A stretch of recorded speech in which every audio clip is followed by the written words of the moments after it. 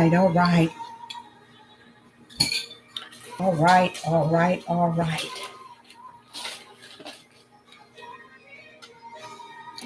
I didn't get a chance to charge my laptop, so I'm hoping I can be able to uh, complete this here. And it's going down. At least I tried. For the last hour, I've been trying to charge up this laptop, and it's just not working for me. So I'm gonna press on. Shalom, shalom, shalom, shalom, Sister Deborah, prophetess in the wilderness. And you know what? That's all right with me. Coming again on this devil platform with another message, and we are about to dissect Colossians chapter 1, and we're going to do it with the Ruach HaKodesh. Uh, we're not going to do it just thinking that we just know exactly what's going on in Colossians. But I wanted to try this here to see if there are those that are out there can dig into the verses as this whole chapter. We're not going to cover the whole chapter. We might go to verse 18 and we might not even make it there because look like my oh y'all, that is so beautiful. Tell me my y'all ain't on it. Father, thank you so much, Father. Y'all, I was just looking and I said, wait a minute, my charger is charging all on its own. Now see what y'all can do. Oh my, oh yeah. Again, shalom, shalom, Sister Deborah, prophetess in the wilderness. And you know what? That's all right with me. Coming again on this devil platform with a short lesson. And it's not going to be so much Sister Deborah doing a lot of talk, but you all in the live chat, we're going to be dissecting the instructions and direction book, which is the King James Bible. So I wish you have your your piece of paper and pencil, and I want you to be able to expound on each verse. I want to hear your input on each verse. We're coming from chapter 1 of Colossians.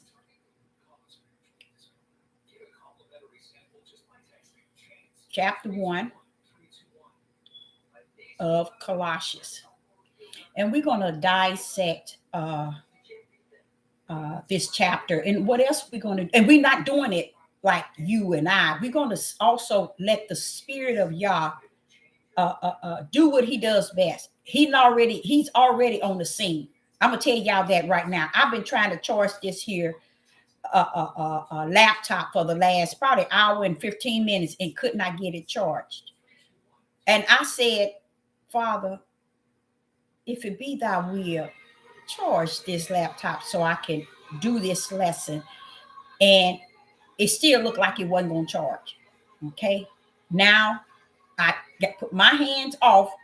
His hands has gone on, and now he's allowing it to charge. Don't tell me who I don't serve. After all this time, I've been moving this here laptop trying to get it to charge, and it wouldn't charge. But once, I'm serious, I looked up and I said, wait a minute, it's charging. That's just so unusual for me. See, that's unusual for me. So I know that that's him doing it. I know that's my Father. So hello in the live chat. This is going to be you teaching this lesson here. You expounding on it. We're coming from first Colossians chapter 1. And I want to kind of bring my Father back into the midst. And I think that's something that each and every last one of us should really work on when we are ministering to people in our families, our friends, our co-workers. Bring Yah back in the midst of it. Bring him back in it. Because everything in the world is in our conversation and in our family communication and in our neighborhood and our friend and on all these media and everything. Everything is about everything outside of bringing him back into the center of our conversation and who we serve. If we are marked, that's what we would be doing anyway. And the reason why I said it is because as I was listening to Paul here, and I was just thinking, I said, Paul, you know, it's something how you did just like Yeshua did. Yeshua was focused. His whole focus was to make sure we understand the Father. Make sure we understand that everything that has been orchestrated, that he has done, his present, his timing, even to near everything, he always made sure we understood that this was the working of the mighty hand of the Father. This is what I'm saying. We got to bring these things back into the hand of the power, which is the Father.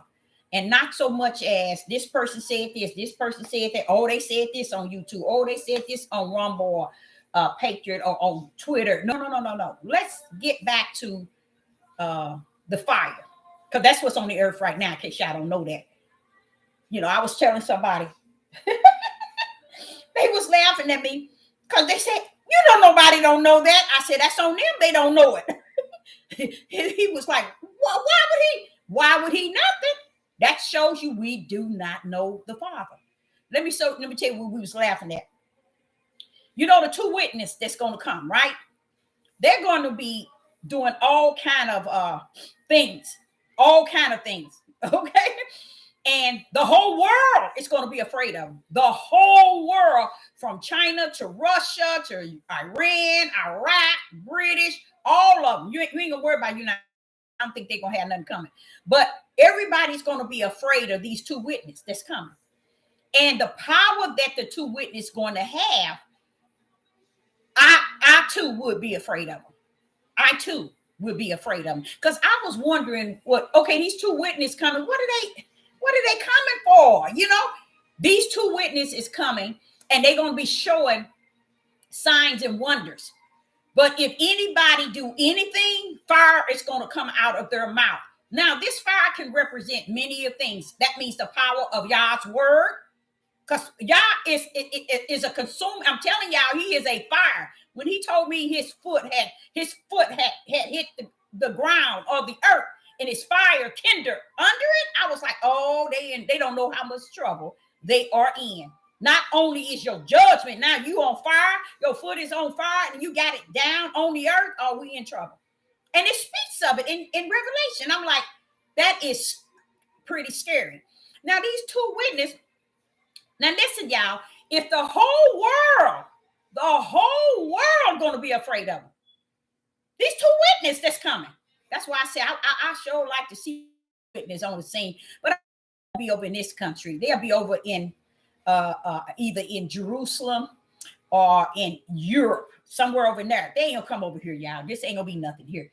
But those two witnesses he's gonna have come on the scene, and they're gonna have all this power. He said they can stop rain. They can stop anything. So they're gonna be given. And I like what he said. He said they're gonna be given the power to do these things. So the whole world gonna be afraid of these two witnesses. Now, when these two witnesses come, it was like everybody's so afraid of them. But guess what? The Father say in Revelation, well, this is sad. It's sad, but it's beautiful. It's sad and it's beautiful because it's sad that people don't really understand the power of Yah and they don't get him. He don't care which end he come from. He said, he that comes from the bottomless pit gonna break them two witnesses up. It gonna come. The one that's coming from the bottomless pit, it's going to throw the witness down, break them, and destroy them. And I'm like, wait a minute, Father, y'all, hold up. Why you got to say it like that? The bottomless pit. Deborah. Nobody on the earth gonna be able to touch these people. They so afraid of them. You what? Hey, bottomless pit. He that was in the bottomless pit, come on up here. Take him out. Why do you all think that they see? Let me show you how deep it is. I'm showing you how the Father was sharing it with me. He said, Deborah, why do you think they didn't mess with him for 3 days? Why do you think they lie in the streets for 3 days? He said, because they knew the great power was in these witnesses alive, when they were alive. So they knew, well, even if they dead, we still ain't gonna touch them. I said, Father, you had to put some kind of power in them. Yes, to where the whole world froze. They didn't touch them because they were scared. But the Father said, hey, he in the bottomless pit. Come on up. Take them out. And they lie there. He that was in the bottomless pit destroyed them. So what did that tell you? What was coming out that bottomless pit had more power than the two witnesses that was on the earth. Don't mess with my Father. You don't know him. Because when you know him, this is what I try to explain to people. Y'all sitting here living this life of your own flesh understanding and wisdom and knowledge. But when you come to the knowledge of how the true creator rumble, then you know who he is. Because I was like, you mean to tell me you called something from the bottomless pit to take the lives of the two witnesses? He said, yeah, nobody else would touch it. They was too scared. They had too much power. So I called up one of the that can take them out. And I said, so this is what I said. I said, so that's why they didn't bother them when they lied in the streets 3 days. He said, yeah, dead or alive. They said they ain't finna touch them. So that's why they stayed in the streets for 3 days, y'all. And guess what the world did? The three witnesses lied in the streets, right? The world was rejoicing so much. Everybody went buying each other gifts and presents and partying. All because the two witnesses that came, that was sent into the world, they was so afraid of them. When they saw them dead, they was partying. They was buying gifts for one another. They was having a good time. But one thing they say they ain't gonna do, they dead, let them die. We didn't touch them when they was living, and we ain't gonna bother them when they dead, because they had too much power, y'all. They had too much power. So they lied there 3 days. And the people start partying. The whole world start partying. Why? Because now the two witnesses dead. So the Father said he let them lie there and then told them. And then he gave them back life and told them, come on up. I'm just telling you all, I still say to the Father, what was that for? What was all that about? But I love it because it shows me the type of power that I honor. It shows me the type of power I give glory to. The type of power I lift up. The type of power I praise. That's the type of power I'm talking about. So we're going to go over into Colossians chapter 1, and I'm going to go from verse to verse and let you climb on top each verse. And you just go in with what you understand in each verse. But I had to say that because the guy say, well, why did he go in? Why did he let something come from out of the bottomless pit? I said it was already here, already on the earth. And he called one of the ones that were brought out of the bottomless pit to take them down. See, nobody would think to even read that. Y'all need to go back there tonight and see it, And the first thing I say, now this is me for real, y'all. I'm like, okay, now what was all that for, Father? What was all that about? Because after the 3 days, he brought them up. He gave them life, and they were brought up. They didn't go back to witness or put the fear in the people. It was really so the world can see the power of Yah, who you think you messing with. That's what that's all about. Okay, so let's go to Colossians chapter 1, and I'm going to start with verse 1. Okay, and we're dealing with Paul. Now, here it says, Paul, an apostle of Yeshua HaMashiach. Paul, an apostle of Yeshua HaMashiach, by the will of Yah. Timotheus, our brother. What do you get out of that verse? Anybody? Just start shooting in. That verse right there is saying something. Anybody? Colossians, right. Thank you. Chapter 1 and verse 1. Anybody know anything about that one verse? Just go in and what you can, let's say what you can give yourself some feeling in it. You know what I'm saying? So you don't judge what it's saying, but that you feel that thing. You know what I'm saying? Okay, he's given to him, but what? That's not answering. He's given to him. Okay, let's read it again. Colossians chapter 1. Okay, Colossians chapter 1. It reads, Paul, an apostle of Yeshua HaMashiach, of Yah, and Timothy, our brother. What is going on there?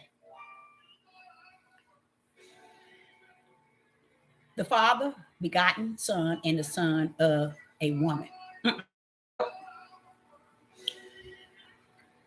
He's given to him. Nope.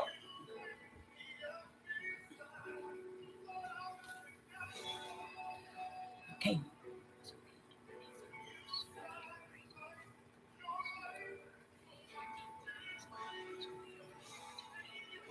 Exactly. Very good. That's one good one. That's a good one. That's a really good one.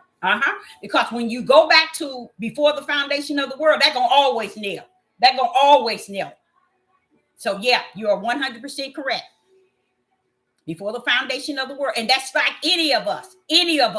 So don't wrestle with your calling. Don't wrestle with your purpose.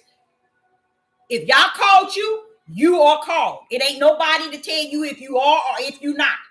They don't. How is it somebody can tell you if you called and they ain't called? Does that make any sense? How can somebody tell you anything if you've been appointed, anointed, predestined, and called before the foundation of the world? They can't.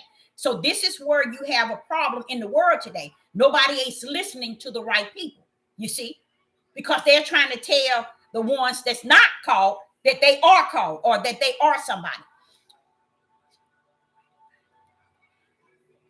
Paul was anointed by the Father. No. Anointed. No. Shalom, everybody. Shalom, everybody in the live chat. Change to annoyed. Okay. But Father giving Paul it. That's true. He giving it, Paul. I'm going to get two more to see if they can just that one verse. That one verse. And I'm going to be honest with y'all. This is not of Deborah. The Spirit spoke to me early this morning to try this. And I'm just trying it.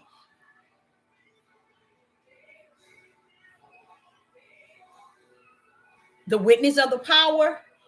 When you read Colossians chapter 1, I wouldn't say that is what's in there. He is a witness of the power. I wouldn't say that the power is a witness in him. Okay.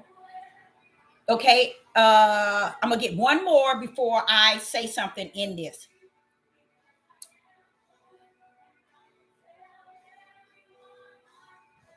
Okay, one more.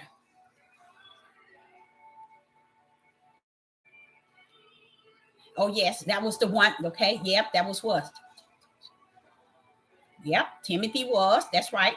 So yeah, it's true that they were founded, the both in Christ before the foundation of the world. So yes, you're right.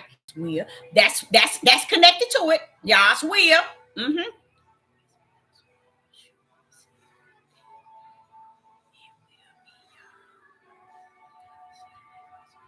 Yep, you good. That's good, TJ. That's good. That's it. That's it. Some of it too. That covers that verse too. But let me show you where something is at. It says Paul, an apostle of Yeshua HaMashiach. Paul he wasn't a disciple.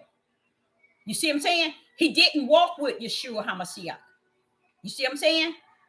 He didn't walk with him, okay? But he is an apostle of Yeshua HaMashiach by the will of the Father, meaning that because Paul did not And that's what a lot of people today say. A lot of people, I'm going to be honest with you, a lot of them talk about, well, Paul is not all that, and he's not really right, and he's wrong, everything he's saying, because he didn't walk Yeshua HaMashiach. Oh, y'all don't believe this, but a lot of religion don't take to Paul. A lot of people who is in different religions, they don't take to Paul because they feel Paul wasn't one of the disciples. But who called him out? The Father's will. Now, can anybody step on that? No. You see what I'm saying? I'm telling you all, if you know that you've been called by the Most High or higher, don't let nobody interfere with that. Don't let nobody stand on top of it or under it. You know, you call them, you call it out, and let yourself be known. He said, you are a light that's upon a hill that cannot be hidden. So don't hide, especially round about now. If he got you marked, you marked. Be afraid and don't be intimidated. Or don't be, don't just be what he called you to be. Because here, Paul, he didn't walk with Yeshua HaMashiach, but what is it? They say apostle of Yeshua HaMashiach. Paul ain't even seen Yeshua HaMashiach. So how is he apostle of Yeshua HaMashiach? How? By the will of Yah. Why? Like you said, before the heavens and earth was created, Yah had already ordained him. And this is where your brothers they can't digest that. They can't accept that. They don't accept that. Why? Because people think that people have to prove themselves. Like, let's say, for instance, Deborah, I don't know if y'all know this. People don't mess with me. I'm going to be honest. It has always been like that. Not just since I'm on Devil platform, but even when I was a little girl. You don't see me wrapping my head every time. That role playing is not who I am. I'm about my Father's business. You remember when Yeshua's parents, when he was young, they come looking for him because he didn't come back with them after the feast. And he said, what did he tell them? Look, I got to be about my Father's business. See, we have to understand Yah's business is greater than any business in this world. When we grip that thing, we'll be about our Father's business and not care about what our family say, our neighbors say, our friends, our co-workers. Nobody. We'll be about our Father's business. And let our light shine. Because once our light shine, entertain that family, entertain that your community, entertain your neighborhood. Guess who else entertain? Your co-workers. Entertain your friends. Because that light is going to shine in you. And it's going to shine bright. That's what he means. Your light, let your light shine. That means don't compress it. Don't feel shame and embarrassed and don't want nobody to know that Yah has called you out. How crazy is that? But when it's time to get out of here, I bet you're going to be saying, oh, I'm in there. But wait a minute now. Act like it now. So when that line start lining up, you know you in there. Okay? Now, one thing I like about it is it told you that Paul is an apostle of Yeshua HaMashiach by the will of the Father. Now, how can the disciples or the apostles have anything to say about that? They can. So do you think if the apostles that walk with Yeshua ain't got nothing to say, what do you think about the people today who tell Paul, oh, no, we don't believe in Paul. Paul was the opposite. That's been a lie. They put this in there and they put that. Use a lie from the pit of hell. Because Sister Deborah, didn't walk with Yeshua HaMashiach either. But I am a prophet of the Most High God. Okay? So that's that first verse. Here goes the second verse. To the saints and faithful brethren in Christ, which are at Colossians, grace be unto you and peace from Yahweh our Father and the Lord Yeshua HaMashiach. What is that verse talking about? Anybody? Praise the Father. Yes. They're powerful. Mm-hmm. Let's read it again. Colossians chapter 1, verse 2. To the saints and the faithful brethren in HaMashiach, which are at Colossians, grace be unto you and peace from Yahweh, our Father, and the Lord Yeshua HaMashiach. What is that saying?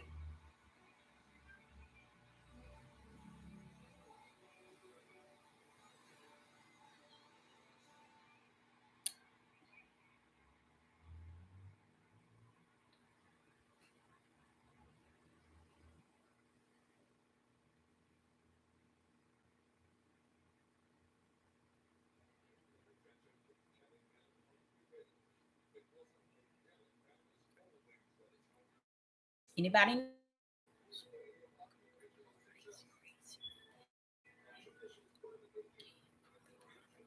Yeah, you rewrote it, but what is it saying? Those who come from Christ, grace and peace that came from the Father, and blessings. Paul was talking to those in the body of Hamashiach. Exactly. Very good. You got it. Exactly. Because you see that Christ. See, that's that Hamashiach. You see, you notice you notice that it didn't have Yeshua on there, don't you? You see what I'm saying? This is what the Father is saying.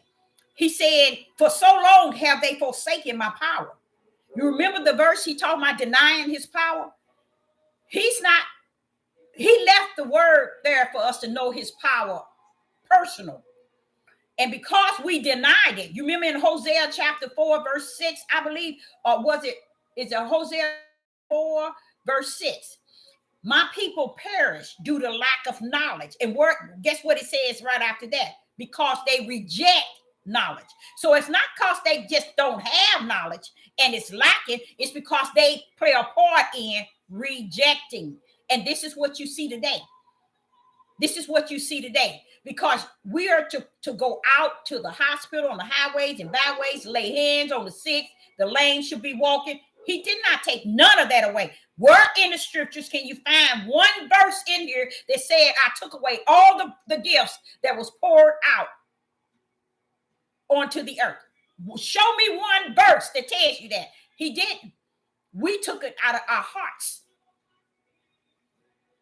We took it out.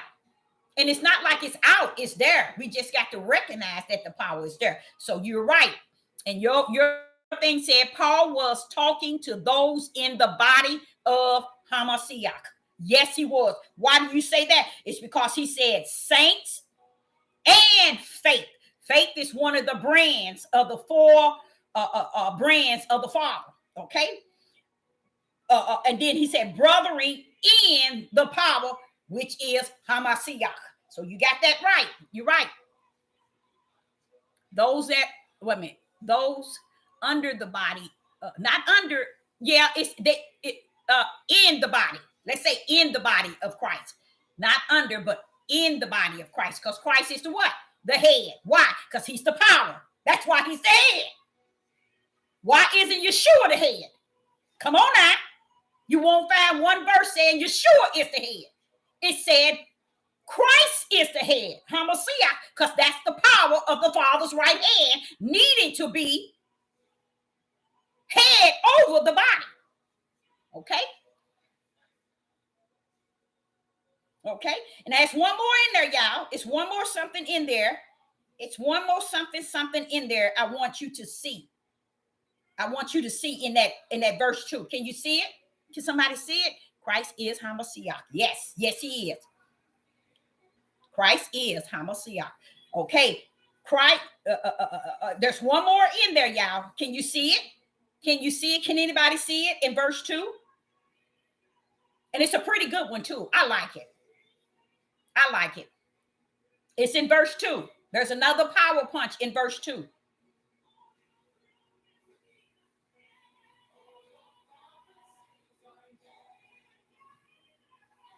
And that's another thing I could say about what they call the New Testament. I look at them as one whole, the Father and the Son. That's not it. There's another power punch in verse 2.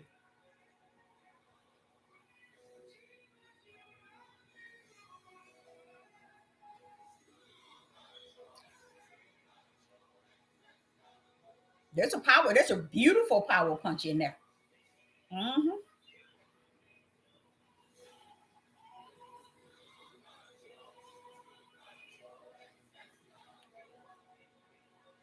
Nope, not grace. Not grace. Nope. I give one more to see if someone else get it. It's a power punch in there. And when I say power punch, I speak of spirit and truth, meaning when you have that spirit and truth, I'm gonna tell y'all something. You can run on. You can run anywhere. I mean, you can go into a lounge and witness, and they gonna hear you. And I'm everywhere I go. It's not a place that I have went to or an individual that I never known, which has been stranger, and have not been able to speak, and people hear. Do they take what I say? I don't know, but I leave it there with them. Okay, yeah, you kind of got it. The Father and both the sons. You kind of got it. You're right. You got it. Because right here it says, now watch this here. Once it begin to tell you about the peace, then it says from. It says from Yahweh our Father. You see that? You see what Peter saying? Paul saying from Yah our Father. And you see that and divides the two. You see how it sets the two away from each other? It set them away from each other by saying, and the Lord Yeshua HaMashiach. You see what I'm saying? They separated Yahuwah the Father from the Lord Yeshua HaMashiach. Okay? Why? Why would you think that? Because when you're saying saints and faith and peace, only comes from my Father. That's it. Only can come from my Father. That's it. Because that faith, that faithful, that's that one of them brands that comes from my Father. And that's why he said, from Yahweh our Father. I like that.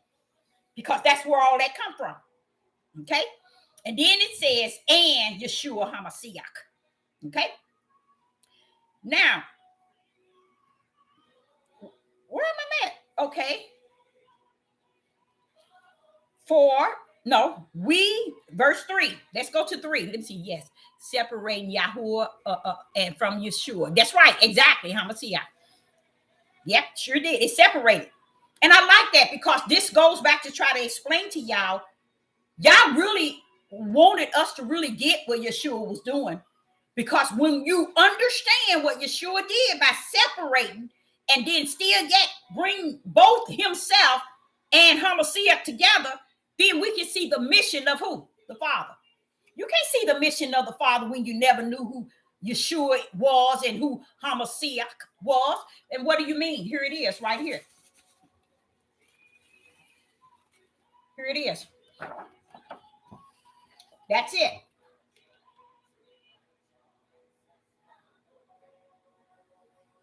That's it. And notice in the center, one Father. One mission for who? The Father. You see it? So what happened in verse 2?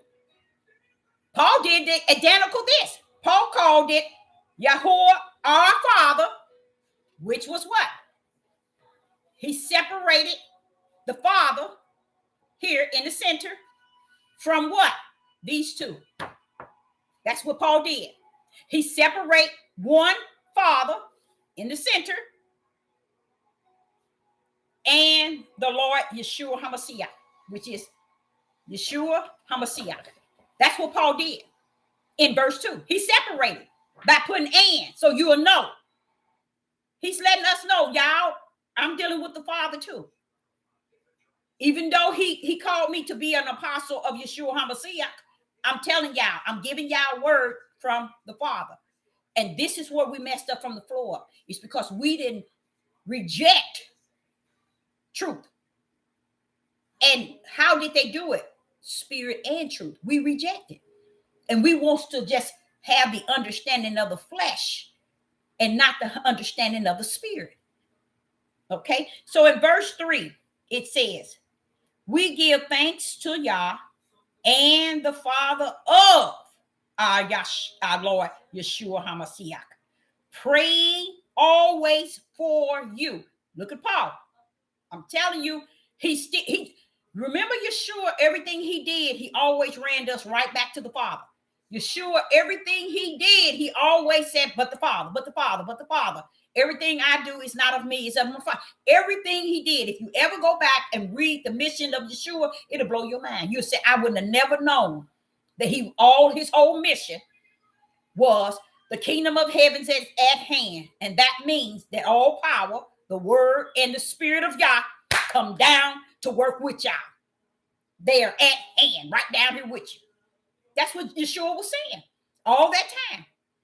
So it's a lot of things that he was doing leading us to the Father. And just listening to Paul in Colossians, and if you go all through all the verses, you still hear Paul talking about the Father. And right here, he's actually letting people know, wait a minute. Yes, he called me to as apostle of Yeshua HaMashiach, but I got to let y'all know who rule this thing. And that's what Sister Deborah is. I'm about trying to direct people back to the Father. No, I'm not forsaking Yeshua HaMashiach. No, I'm not. Even though HaMashiach is the power that came down here to work with, and the word and the spirit to come work with Yeshua to complete the mission of the blood. Okay? And the blood for the sins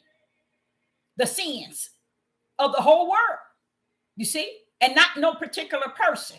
So a lot of times you hear a lot of people saying that Yeshua came only to the Hebrew Israel. Baby, please read the mission. Read the prophets of yesterday tell you that he's coming for the whole world, not just for the lost as the Hebrew Israelites and the tribe of Judah. He was coming to lay his life down for all sin. And when you look at it like that, you see Yeshua. To me, it shows you his mission was really about shedding the blood, laying his life down to wipe away everybody's sin. Now, wait a minute. For him to get to A to Z, wait a minute. Y'all said, wait a minute, Deborah, I got to come down. One way or another, I got to come down. And that's what he did. But what he came down with, he came down with that power that's in Genesis chapter 1 and 26. When he said us, he came down with that power, with his Holy Spirit, and with the word. That's why it says Yeshua did not just come with word, but power too. And see, this is what people don't understand. And they're not going to. Okay. So in verse 3, what do we get in verse 3? Again, Paul is separating the Father. There you go again. You see, you got it. Very good. That's what he's doing. You see how he's doing that? You see how he's trying to get people to see the difference. And these Negro men today, let me tell you something. They can't see they left from their right. They can't see. You cannot deny Paul. And a lot of them decide to deny him. You cannot deny Paul. You cannot make Paul a liar. Now, what I tell you can make a lie is you have to be able to have the Holy Spirit to be able to determine what is a lie and what is not. Now, let's set an example. If Sister Deborah get into this word and she's reading, and the Ruach is teaching me, only the Ruach can tell me what has been smeared. Sister Deborah can't go in this book and start taking out and adding on, because I feel that this should have been out and this should have been in. No, the spirit of the Ruach will come in you and show you. See this here? This is not of me. This is the turn is this way, or this shouldn't be here. This word. That's why. Why did you think the Ruach is coming to teach you all things? It's to get things that has been tampered by the power that's be, which is Satan's right hand, which is the Roman Catholics. They done that. But that's okay. That's why we needed the Ruach, because it's going to come and smear that mess that the Roman Catholic thought that they messed up. That's why I tell them, don't deny the book, y'all. Don't go around telling people this book is not true. Don't go cursing the book, because you ain't got sense. Curse yourself. But don't curse the book. Everywhere you wouldn't go on your job, go to orientation, and the book they give you, you give it back to them, say this book is cursed. I bet you wouldn't do it. So don't do it to this book. The only book that we have that Yah word through his spirit reveal unto us what is in here. You see, you can't just go into this in the natural. That's why all the Roman Catholics think they have mastery. How do y'all think that in the last 100 years or more, they've been mimicking this book, making movies and plays based on this book? because they get it and they read it and they think, I got it. And that's 99.9 religions. They think they can get in here and precept here and line here, a little here, a little here. They think that no, baby, the Ruach got to come. You can't be trying to study and learn of him and he not in the midst. And if he ain't going to be in the midst of you, he going to let you go on study yourself and get your own what? Understanding, and your own what? Wisdom, and your own what? Knowledge. And this is where we come to this. This is where we come to this. This is Deborah's flesh. This is Deborah's spirit.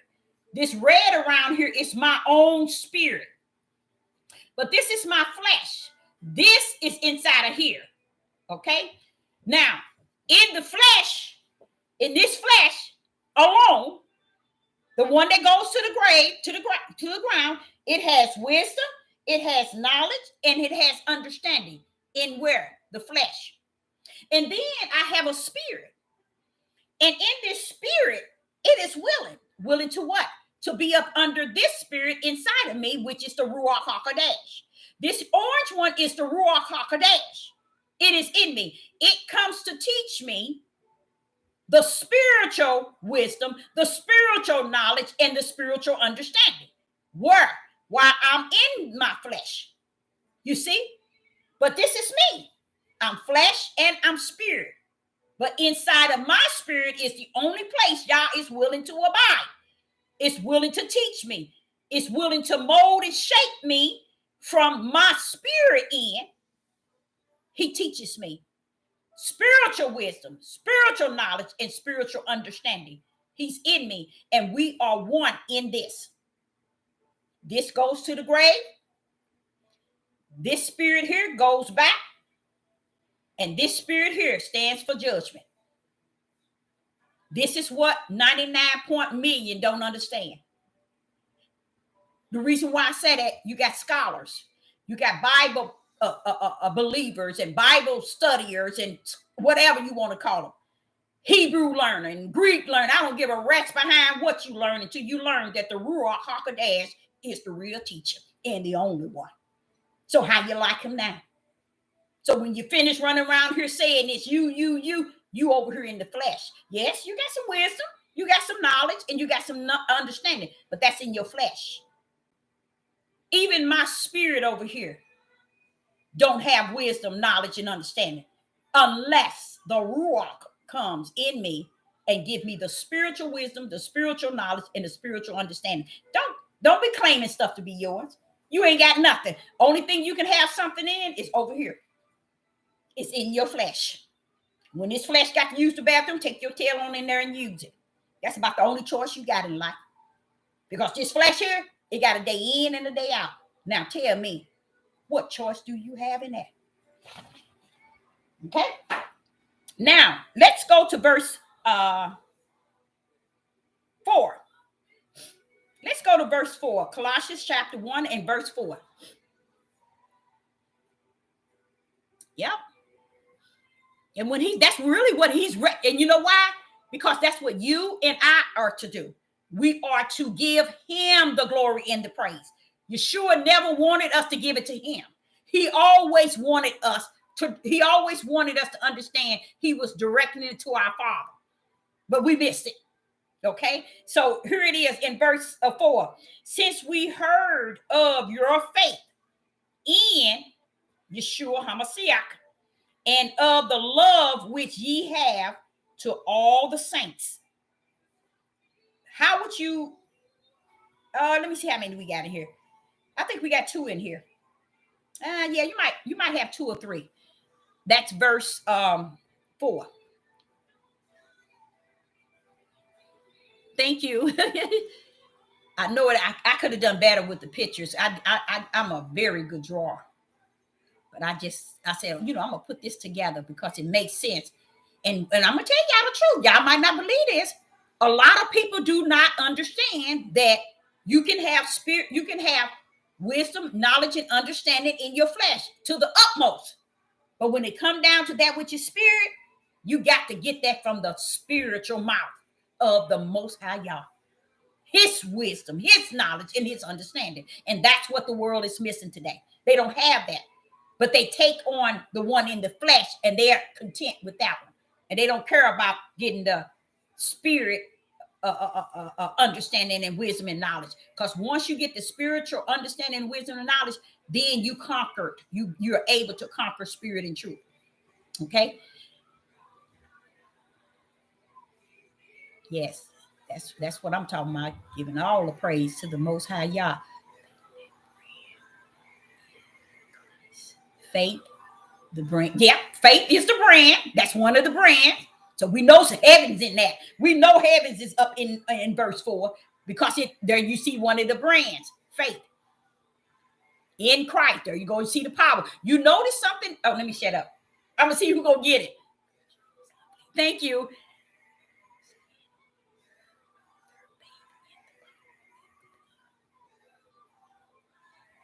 You see how you did it? I see how you did it. I see how you did it. You said the power of the blood. Very good. Because that's the way it said here. It says it, the power of the blood. Now, do you see how we could have had it all these hundreds and thousands and millions of years wrong? Because we denied the what? The power. We want to bring it in the form of Yeshua, which is the blood, but we don't understand he didn't come down on his own. You see, he couldn't have. He wouldn't have survived because the prophets didn't.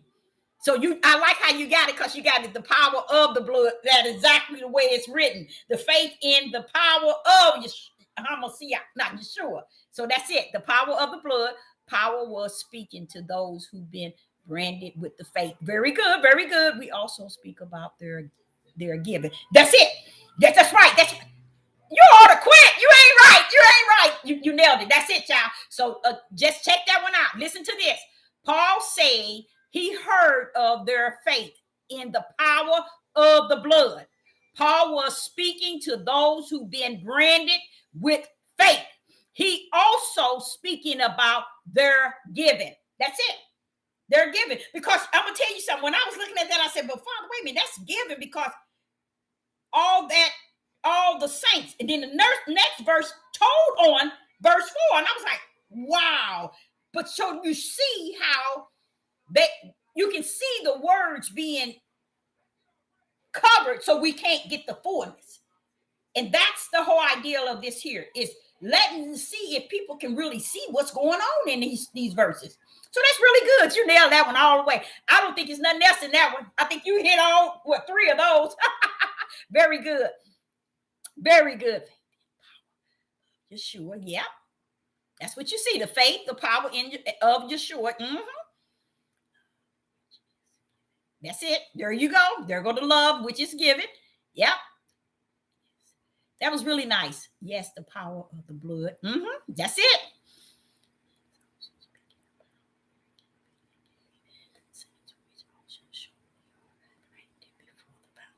Before the foundation of the world. See? But you know what? I guess, even though they try to kill them and I don't know if y'all knew that or not, but back then, y'all, just knowing the word, they try to take their lives. They don't do that to us because we don't even want to know it. So if you wonder why we ain't being done like they were back then, it's because they know that we don't know nothing. You see, at least they think they don't. Not those that do know something. Y'all ain't gonna let them come near those that he got marked. I know that for a fact. You gonna be like them 2 witnesses if you come up on the one he got marked, and that's for real. So that's really good. That's really good. You nailed all 3 of those in verse 2, 4. Okay.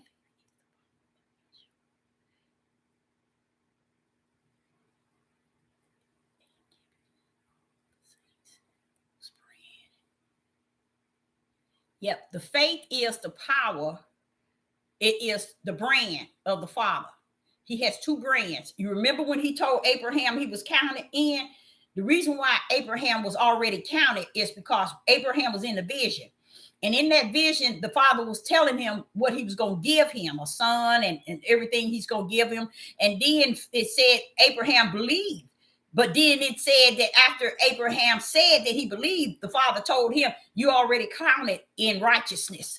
Hey, bro, I already got you down for righteousness, meaning you already branded. And see, that's what people don't know. Y'all have branded hens, and branding an individual don't mean that you will come down here and be perfect. See, because what people do not understand, all of the monarchy, I think that's I'm pronouncing it that came down to represent y'all. If y'all could see the things that they done, baby, that wasn't right, wicked and evil, it will blow your mind. You'll realize that, wait a minute. So you mean our forefathers, Abraham, Isaac, and Jacob, and David, and Saul? Yes. Y'all never said we come down here to be perfect, because when perfect was here, we turned to wicked and evil, which was Adam and Eve. So that when that wicked and evil came on the scene, that was a perfect went out the window. So nobody was coming down here to be perfect, and you are not perfect. Sister Deborah is not perfect, and don't treat people like they perfect. Nobody's perfect than my Father in heavens and Yeshua HaMashiach and who he called. Outside of that, hang that mess up. Don't ever, and that's another reason why people are worshiping people on these platforms and in the church, because they looking at them as perfect.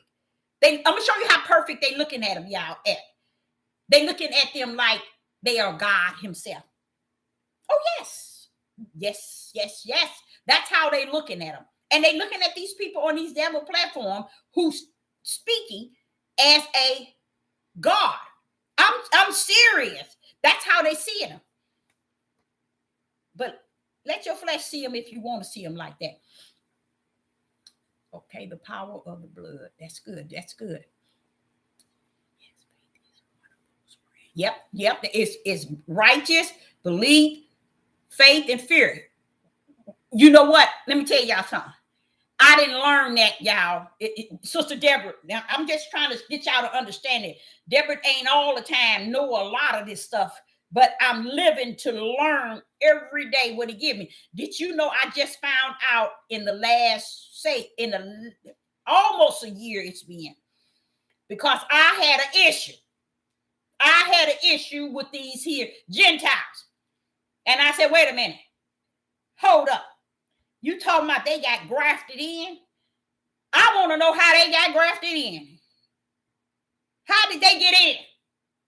And I know, and I honestly, I'm sitting here like saying this to the Father. I don't want to hear Yeshua HaMashiach because they believed Yeshua HaMashiach. I can see straight through that. I was talking straight like that in the class when he was teaching me in the wilderness. I can see straight through that. I can see straight through Yeshua HaMashiach. How did they get in? How did they get grafted in? How did the Gentiles get grafted in? And that's when he told me. He said it's 4 brands, Deborah. They came in through faith and belief. And when I went back to see how they was grafted in, it was faith and belief. I was like, wow. And that's why he showed me the 4 brands to the spirit. That means they were branded from the foundation of the world through faith and belief on into Yeshua HaMashiach. And that's how they end up in the Lamb Book of Life. Because the Lamb was slaughtered back before heaven and earth was created. So that's how they got the blood. Because the Lamb was already slaughtered.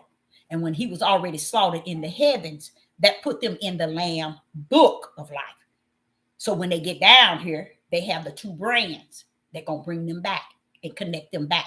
So that's how they got grafted back in with those that are also grafted in through the Abraham, Isaac, and Jacob's seed.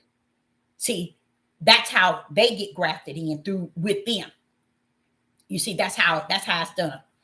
And that's because I was against this thing about trusting them and believing them and being taught by them. No, you don't do that. Sister Deborah can't be taught by them. The Father already told me they don't teach you. They can reveal something to you.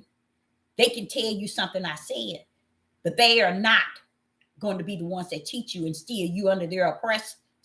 They are your oppressors. Your oppressors cannot teach you, you guys. How can your oppressor teach you? They can't. And Yah is not sending your oppressors to teach you, even if they are grafted in. People don't know who grafted in or not, but who knows? The Father in heaven. So should I listen to them? Should I go to the Catholic Church or among the Gentiles and let them teach me? No. No. They've been grafted into you, not you into them. Okay. We in Colossians chapter 1, verse 5. Okay. And here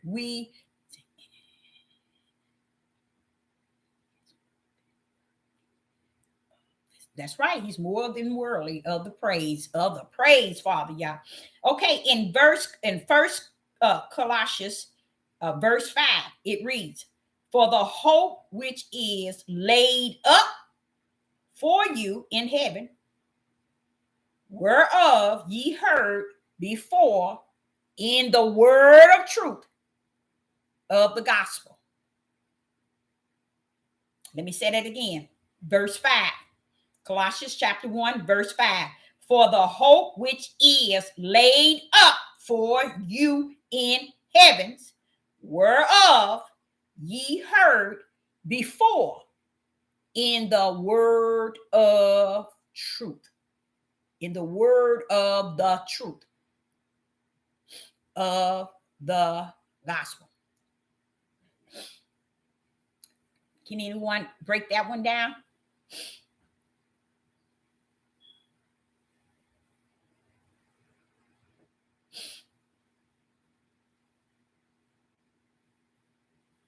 And that's a pretty good one too. It's got a real little spiritual softness in it. Verse 5. It does. It got that hope. Does it say hope? No. Yeah, it does. It has that hope. That's the feeling I can feel in verse 5. That hope, because it's letting you know something to where you can hope for. Oh, and that one got something else in it. Let's see here.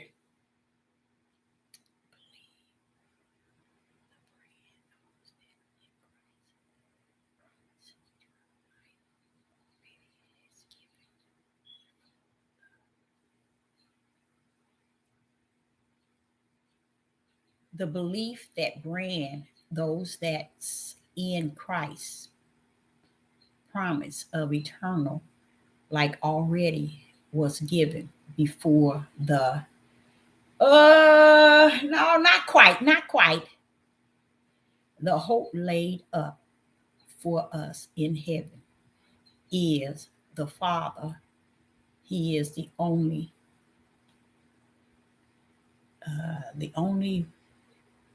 what's that? Ly hope. He is the only, what's that? Ly hope. The hope laid up for us, whereof ye have before in the word that you. Okay. Let's come a little closer. The word of truth. Yes, the word of truth is what we always talk about. What do we always talk about? It's saying the word of truth. Of mean come from, out of. I think that's what my definition of. Yeah, belong, out of, made of. So that's what the word of. Anybody else? Yep. That's something to hold on to, the word of truth, because it is identical to something else. Nope. That's right. He don't lie. Only hope.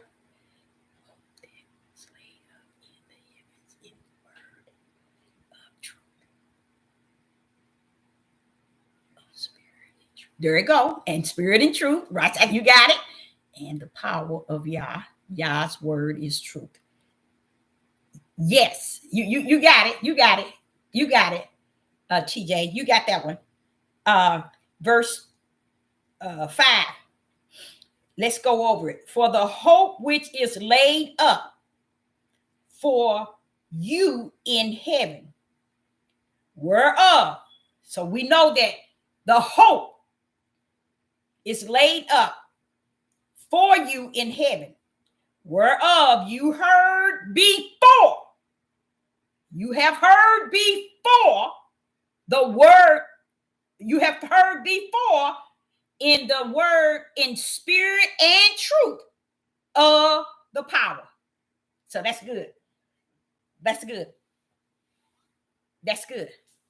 That's what Yeshua was saying when he was coming. He said the kingdom of heavens is at hand. Okay, the kingdom of heavens is at hand. In Matthew's chapter 24, he said at the end, how do you know the end? Because the gospel shall be preached to all nations for a witness. So it's not the gospel has to be the power. It's going to be a witness. That means you're going to see it for what it is. And then the end. So it's going to come a time where the gospel is going to be power. That's going to be witness of the Father. Because that's why all those other things coming in Revelation is to get them to fear and to see that you messing with the Creator. These people still ain't gonna care. They ain't gonna care. Look at how he did the two witnesses. They ain't gonna care. It ain't gonna stop them from doing what they doing. But so that's what 5 was saying. For the hope which is laid up for you in heaven. So we know that hope is laid up for us in heaven. So let's say that's up there. Whereof ye have heard.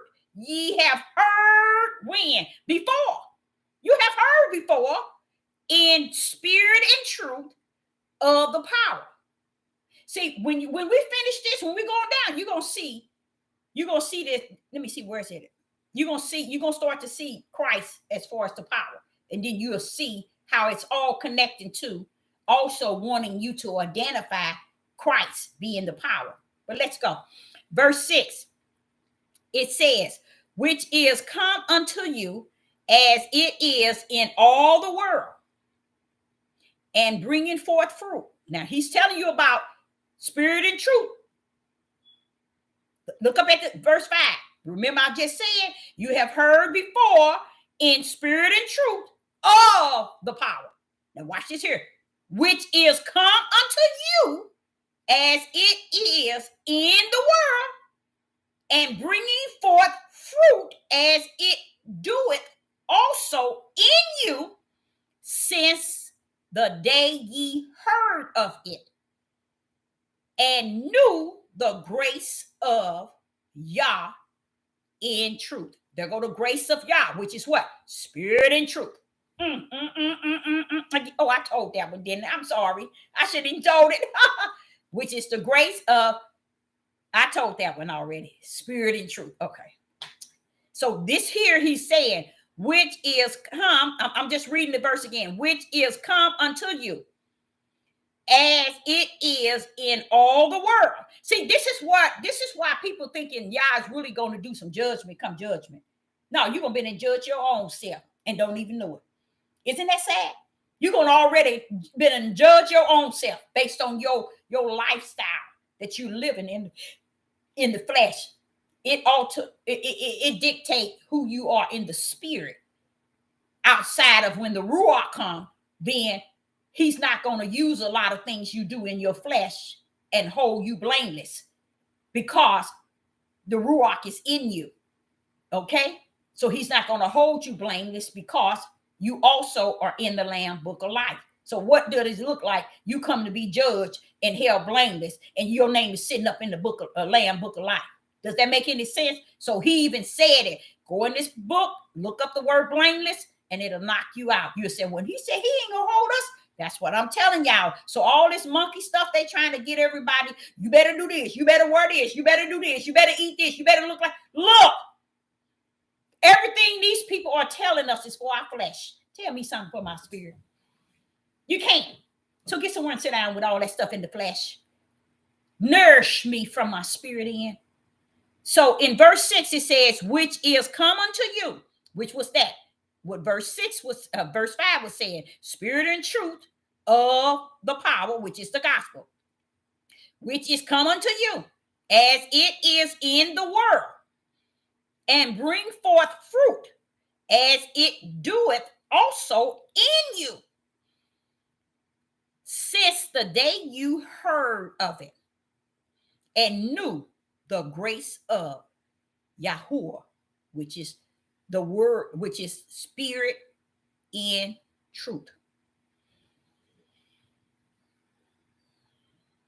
What can y'all say about that one?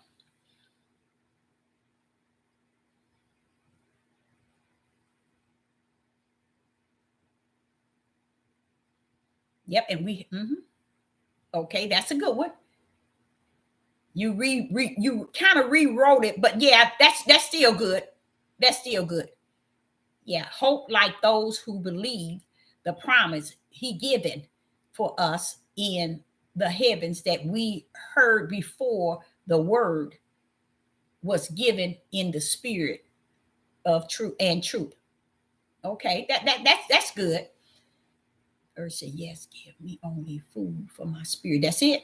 That's it. Because all that other stuff, when these things are happening, and I don't even know if you all are really aware of all the stuff that's actually happening. And it's not good to get even caught up in it, especially if you know that you're running in your lane and you got a race. But it's good to be able to use it as a if it has been prophesied, okay, and it has been given, like this right here. This is something here, and you all, I'm gonna show you how long ago it was.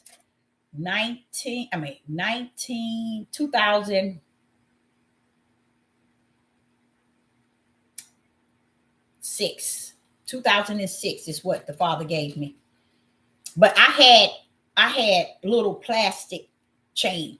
This is a 5 piece. This is 5 pieces. The first one is Yah. First one is Yah. The first one is Yahuwah. The first one is Yahuwah. The second one here, this one here, let me show y'all. It says Yahuwah. Okay. The second one that is connected to it, it is Yeshua. Okay. Yeshua HaMashiach. That's what this one is at. And the third one is right here. It says what? Man. Men. Okay. And the fourth one is who? Woman. This one is woman. Okay. And the fifth one is children. Why did Sister Deborah add children? Okay. Why would Sister Deborah add children? Because in the book of Isaiah chapter 3, it says the children are going to be the oppressors of the parent. Okay. The children are going to be your oppressors. Now, what I realize is people have not and do not understand that they are that. They are 100. I'm mother 6. They are that. They are your oppressors. You got women. I want you to understand this here. I want you to fully understand this. Woo, Father, I know you finna take me there. This is the children here. What has happened is they are going to oppress the parents. Okay. But if you do your study and you do a little survey within yourself, how many parents, 2 parents, are in a home of the tribe of Judah? You're not going to find it. And you're going to find who carrying the weight of being oppressed by the children, in which the biblical in Isaiah chapter 3 speaks of. Your children shall be your oppressor. Okay? So the children is here. And they connected to who? The woman. Here go the woman. Okay? You got the woman being oppressed by the children not because the fathers are not in the house. It's because it's been prophesied that they will oppress the parents, be the oppressor to the parents. But y'all knew that it wouldn't be anyone in the house but woman. Then he put in there, and the woman shall be head. Why? Because she's head over the house. Not the head over a man, but she's head over the house. She could be a head over a man if the man is not working. He's not doing what he's supposed to do to be head over the house. Who could have known that beside the father? Who could have known that beside the father? Yeshua couldn't have known that. Only the father. That's why he got it in Isaiah. And he allowed the women to understand you are going to be oppressed by your own children. And as a living witness today and a prophet today, that is 100. Your children are your oppressors, women, because the men are not in the house. And that's not why the children are your oppressor. They are your oppressor because heavens knew that they would be in this day and time. Not because you done anything. It's because they knew that they would be in this day and time. But they're not oppressing the men. Because in Isaiah, let me get to there right quick. Isaiah 3, when he finished saying, listen to this, Isaiah chapter 3, verse 12. As for my people, children are their oppressors. That means he said their oppressors. This is supposed to be a male and female in the house, or female. Watch this here. This is where you know that it's only a female. Verse 12 out of Isaiah chapter 3, verse 12. As for my people, children are their oppressors, and women rule over them. Who is women ruling over? The oppressed ones, the one that are oppressing. They're ruling. The women has to rule over them. All that oppress, and it's hard. All the stuff that's going on, the woman is taking the load because it's prophesying. And then as you keep going on, it says, "O my people, they which led thee, caused thee to error, and destroyed the way of thy path." He's not talking about the women. He said those that had led you before the women had to take over and rule. She's ruling who? The children, the household, the finances, the food, the rent. Because who is out of order? Man. Because man is out of order. And as you continue to read, it says in verse 13, and the Lord stood up to plead and stand it to judge the people. Watch this here. The Lord will enter into judgment with the ancient of his people and the prince thereof. These are men. For ye have eaten up the vineyard and spoiled and spoiled of the poor in the houses.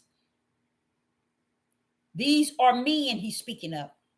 He says it, the ancient of his people and the princes. That's men. And they walking around like it's all good. So when you get to Isaiah 3 and then you get to 25, thy men shall fall by the sword, and thy mighty men, they're going to fall by the sword too in the war. So this is why I was saying to you all about the people showing me, this person showed me a clip of Pastor Dow. And then I looked at that. I said, this man is sicker than sick. Let him go head on. Go on, play your military thing. Wait till this system come up on y'all and see if y'all going to think y'all all that bad and tough. You ain't going to be able to call on y'all because y'all going to say, you got your guns to back you up.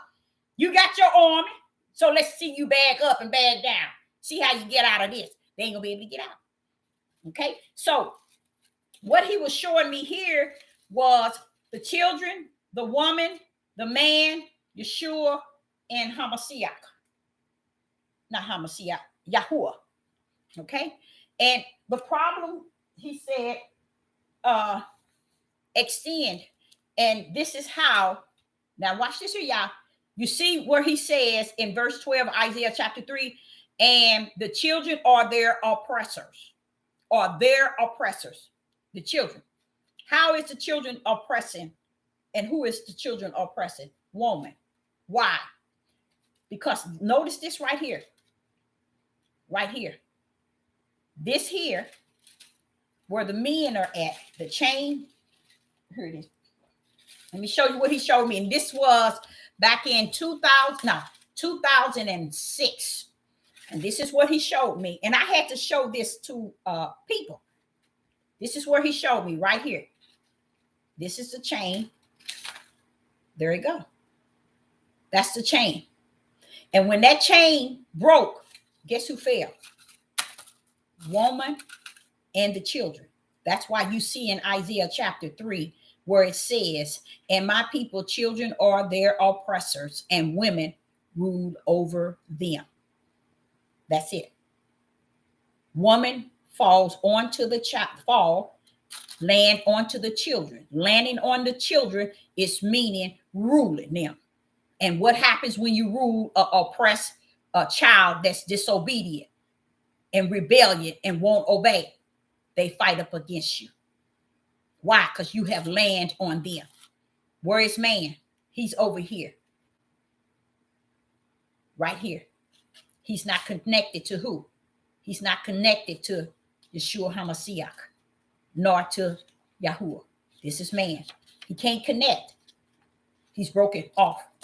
And that's what's happening, y'all. That's what's happening. So when you see a family that's saying that the kids are all this and that, now it extended because of who? The man. He's falling away from Yeshua. When we show you how far he's been falling away from Yeshua years ago. This is why when you used to go to church, just say if your great-great-grandmother, if you were to look and the Father were to let you see. But so you see how Yahuwah and Yeshua HaMashiach are still detached. It's the middleman that caused the pressure for the woman to be oppressed and have to rule over those oppressive children. And that's what they are going through right now in the whole world. Women are having to take on all things. Now I'm going to show you something, a mystery in that. So here to go, Yeshua and the Son and the Father still detached. But man is around here thinking he all that and some. Now he's thinking why he's thinking he's all that and some. He's off the vine and don't know it. That's why he's able to have this perpetual hate toward women and treat women the way that they are and talking the things that they're doing now. Why? Because he has detached himself from this end. So do you think he's acting like this because he's detached from woman? No, he's acting like this because he detached from Yeshua HaMashiach and the Father. That's why he's acting like that. Because see, if he would have stayed hooked to them, then this here would mend. But because that won't mend and you won't see it, they have detached. Why did you used to see everybody?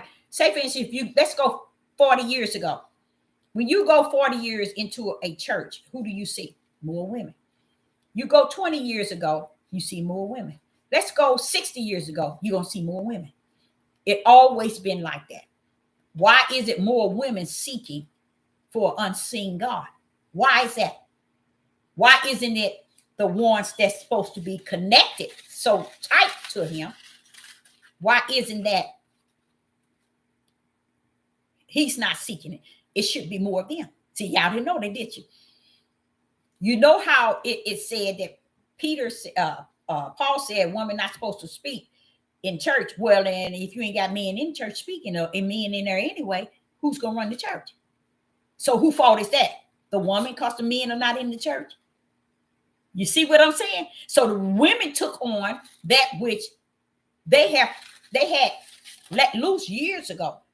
I mean, lots of years ago. They turned Yah down and Yeshua HaMashiach down a long time ago. They broke her loose a long time ago. And today is where you see it in all this chaos out here and in this dark world. That's all you see. And even if you look, say for instance, if you look in the movies and you look in the music industry, you might have out of 10, you might have 2 women over here, but it's going to be 8 men. You might have 2 women rapping, but 8 of them are men out of the 10. This is what's going on. The reason why I know it's deeper than what I'm saying is because woman has been trying to detach back. And because the grace and the mercy of Yah, he allowed her to detach back, even though this one had fallen off. See, he the one fell away, not woman. Woman fell down. And now she has to not only keep up home, raise children, go to work, pay all the bills, and yet find time to detach back to the unseen God. And this is what you're seeing. The question was, the problem was, Father, how is it you and why use it, the word travail of a woman from Genesis to Revelation? If only a woman knows what it's like to travail. The travail is like a woman in labor. No man don't know nothing about that. Even if they was there on the scene from the beginning to the end, they can't tell you what it feel like. So I said to the Father, why such a word that they cannot define, clarify, or identify, because they don't have to go through the travail like unto a woman? He said, yeah, you getting that right, ain't you? You see where it's at. And I'm like, wow, is that deep? Yes, it is. See, they never, in their mind, they never clicked on to that. It never dawned on to them, but wait a minute. From Genesis to Revelation, everything Israel went through, the Father told them. All the heartache, the chaos, the killing, the dying, y'all always connected to a woman in travail. And not one preacher, bishop, Maureen, CEO, watching, teacher, pastor, none of them would teach that thing. Because it's something so deep that it'll bring more light to the women. And it'll show the men who they are. Because neither one of y'all never thought of it. Key up the word travail and see how many times it's in the Bible. Telling, and watch this, telling the men. It's going to be like a woman in travail. Even in Revelation, I think it's like 3 times. Like a woman in travail. And then, oh, silly Deborah, I told you I ain't got no sense. I ain't never had none. I'm in the class. Wait a minute. Why you saying that? Why you giving they struggles, they heartaches, they hurt, and their pain? Men don't know what it's like for us to travail, a woman travail. Telling them, why are you telling them that? They don't know the feeling. Think, y'all. Think. Why would y'all do that? Just think. Why would you all think that he would do that? Why would he do that, y'all? Why would y'all identify everything as a travail of a woman to the men? Why? They'll never get that one. Why would he do that?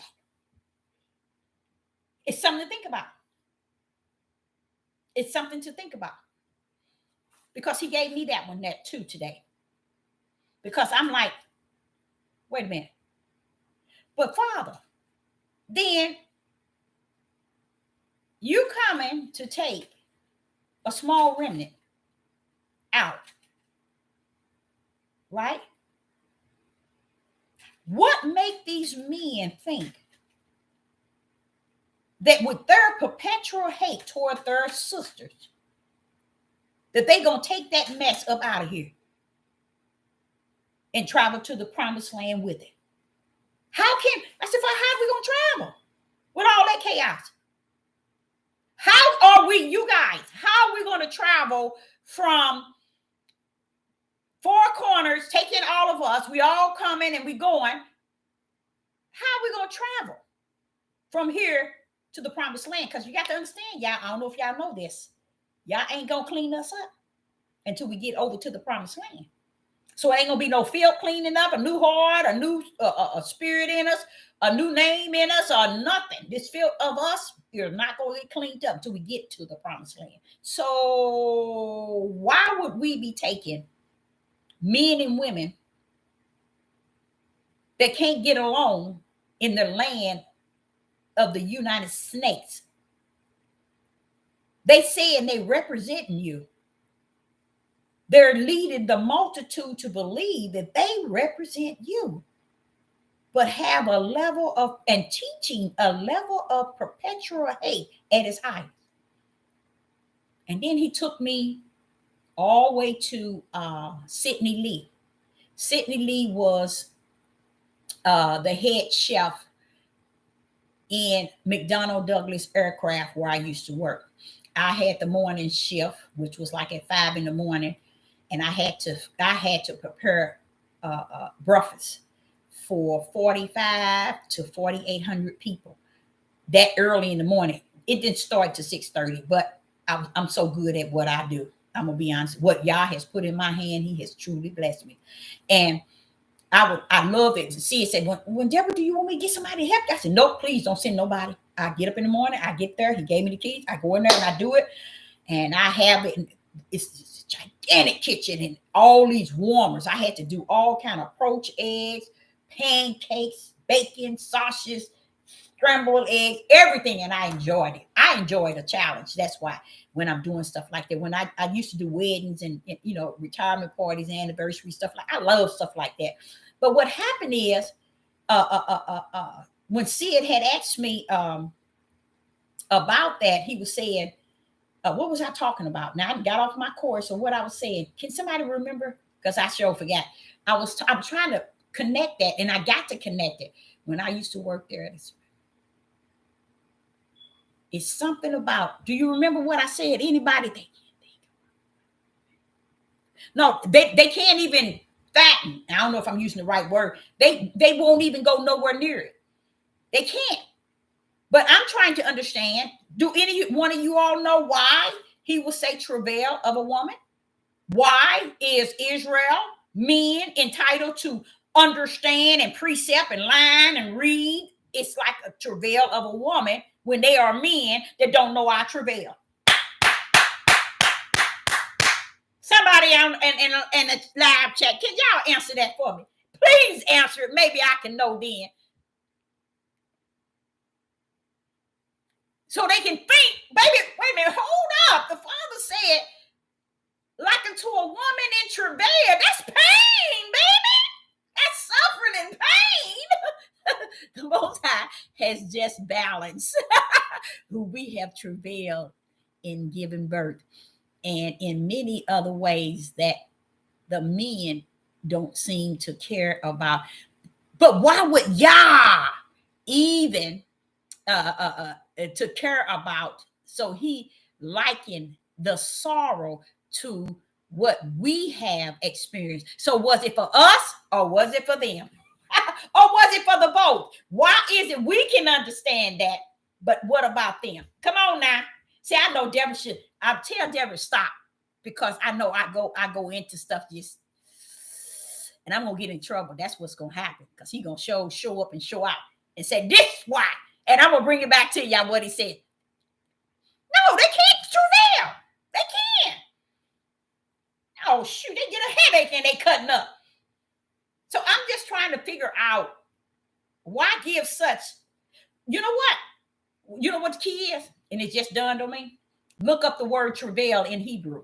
They might have switched it. That could be it, couldn't it? That could be it. That could be it. It could, travail could mean something else, and these Roman Catholics switched it to the word travail. That might be it. That might be it. Wait a minute now. Ooh. But it's still saying a travail of a woman. Somebody, you all might not think that's nothing, but it's got to be something spiritual in that. Why are you telling them what we feel and they don't feel it? And what they are going through in the war, or someone about to give them a battle, or it's always something off the chain that they're about to experience. And he connects it to a woman in travail. Go to Revelation and you see that, you're going to be like, what? He did it all the way through the whole book. And I'm trying to figure out, did the Catholics put travail in there of a woman? That's what I'm going to have to do. I'm going to have to look that up in Genesis. Okay, now we're going to go over this here. What time do we have? Okay, we got a few minutes and we're going to go over 2 more verses here in Colossians. But yeah, I had to take y'all there along with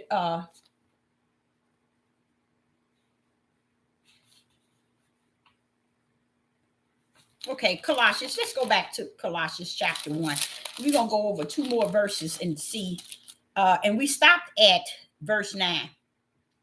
Oh no, I think we stopped at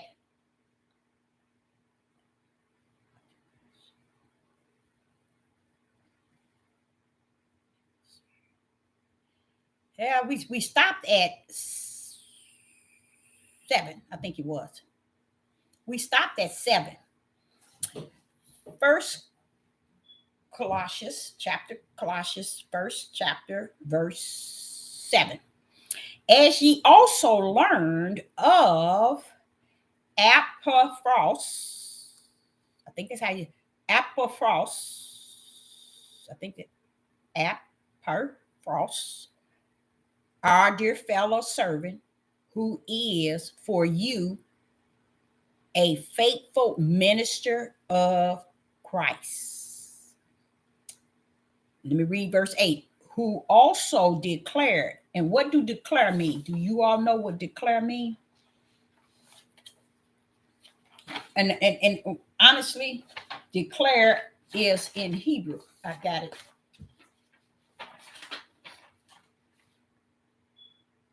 Declare mean to explain or make clear. So let's take that one. Verse 8. Who also made clear unto us your love in spirit, in the spirit. Your love in the spirit. Let's go declare unto us your love in the spirit. That don't even make no sense. For this cause, we also, since the day we heard it, okay, do not cease to pray for you and to desire that ye might be filled with, oh, that's verse 9. We can't go down that far because that's a total different. So in verse 7, it says, as ye also learned of Epaphras, our dear servant, who is for you a faithful minister of Christ, which is Hamashiach,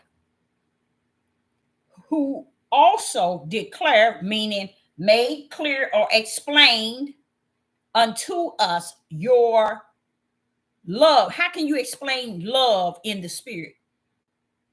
See, that's what I'm saying. Y'all have to really be careful with that word love. Who declared, who made clear unto us your love in the spirit. How can that be? Or it's either declare means to, in Hebrew, the word declare means make clear or explain. Who also explain unto us your love in the spirit. Now, how can you explain that love outside of give and gain? You see what I'm saying? This is where you know that's another, you can tell because that don't even make any sense. Who also declare, who also explain unto us your love in the spirit. So how would they say that Paul's love is explained to them in the spirit? This is why I say you be very careful, you guys, with this word love. So did you get anything out of that one? Yes. Verse 7. Yeah, we finished 6. Okay. Paul was speaking of another brother branded with the faith. That's it. In the body of Hamashiach in verse 7. Okay, yep, that's what exactly. And that's all right there. Yes, that's right. And verse 8, who also declared unto us your giving in the spirit, because he's given them the word. So I'm just saying he's given them the word in the spirit, which is what? Spirit and truth. He's given them the word. So that's what I'm going to say about 8. But this is what's going to happen right here. And I'm going to see who can get this one right here. Yes, love don't make sense. It doesn't make sense. And it's almost to the point where I don't know how you can make sense of it. But let's go to 9. And this is what's going to get you right here. Yes, he's another one in Christ. Right. That has faith. Yep. Verse 9. For this cause we also, since the day we heard it, do not cease to pray for you, and to desire that ye might be filled with knowledge of his will in all wisdom and spiritual understanding. What are they talking about, Dad? You know what they're talking about on that one? Anybody? Yeah, branded with faith. Yep, in Christ. That's the verse 7. Verse 9 says, for this cause we also, since the day we heard it, do not cease to pray for you, and to desire that ye might be filled with the knowledge of his will in all wisdom and spiritual understanding. Remember what we were talking about? He's not talking about this here wisdom and this knowledge, nor this understanding. He's talking about this one here, where the Ruach. And this is where, which you all believe, 99.9 don't know these two, that these are two separate. And that's why they teach you this on this side. Because on this side, they can get recognition. See here, okay, on this side, they can get recognition. They can be scholars. They can be Bible scholars. They can know the word. They can know Greek. They can know Hebrew. They can know all that on this side. That's all for the flesh. But when you get on this side, they don't know spirit and truth of the whole matter. Why? Because the Ruach they're not allowing the Ruach to teach them wisdom, understanding, and knowledge in the spirit. Because in the spirit, it has a wisdom, knowledge, and understanding. Just like it has, he that has an ear, he's talking about in the spirit. He that has an eye, he's talking about in the spirit. You see? But then you got you got ears in the flesh, and you got eyes in the flesh. And what does he say? He said, they hear, but they cannot hear. They say they see, but they cannot see. What is he talking about? Because they're in the flesh. You cannot see the things in the spirit in the flesh, even though you have eyes to see, even though you have ears to hear. But you cannot see that which is in the spirit from out of the level of your flesh. You have to be able to see it. That's why it's called, as far as the truth of the whole matter, it has to be spirit and truth. And the spirit is Yah, and he is truth. Okay, so this here, you can't get it. You can't get it that way. And this is where you see most people sitting up in church right here. 99.9 of the churches, they sitting up getting this out of here. 99.9 on these devil platforms, they feeding them from this level. And the people are content. They content. Why? Because like eating, people believe that everything is more so focused on the flesh, not in the understanding that the flesh has its mission. His mission is to go back to the ground. Okay. Now, they keep putting soul in here so you can be confused. And people are getting, 99.9 are confused, because when you jump in soul ain't got no battle in this. Why? Because it's flesh and spirit. He that is born of flesh is flesh. He that is born of spirit is spirit. If soul is over here resting in flesh, let it rest. I don't need to know nothing about it. Because it's stupid if you're over here. And this is where they get messed up from the floor. Because it makes them not focus on the spirit of Yah that comes to live in your spirit. Because they so busy worrying about the flesh. So here in verse 9, it talks about ye might be filled with the knowledge of his will in all wisdom and spiritual understanding. That's exactly what this is. But how can we get that? From this level, the Ruach that lives in our spirit. Because he ain't going to touch this here. Ruach, I ain't coming in that nasty stuff. I gave you an image like me, which is a spirit. I come and abide in that. I ain't coming in that nasty stuff right there that goes to the ground. It's a liar. It's evil. It's wicked. It does things against me. So why would I come and live in it? That's why I gave you a spirit, which is an image of me. I'm a spirit and I gave you your own spirit. I come and abide in your spirit, and that's where I deal with you. From your spirit, not from your flesh. And that's what the whole world. You see T.D. Jakes, all these big, Joyce Meyer, what's that, Joel, all of these people are living on that flesh end. Eating up that flesh wisdom, that flesh knowledge, and that flesh understanding from the mouth of these men and women. Okay? Okay. Now we got it here. What does it say here?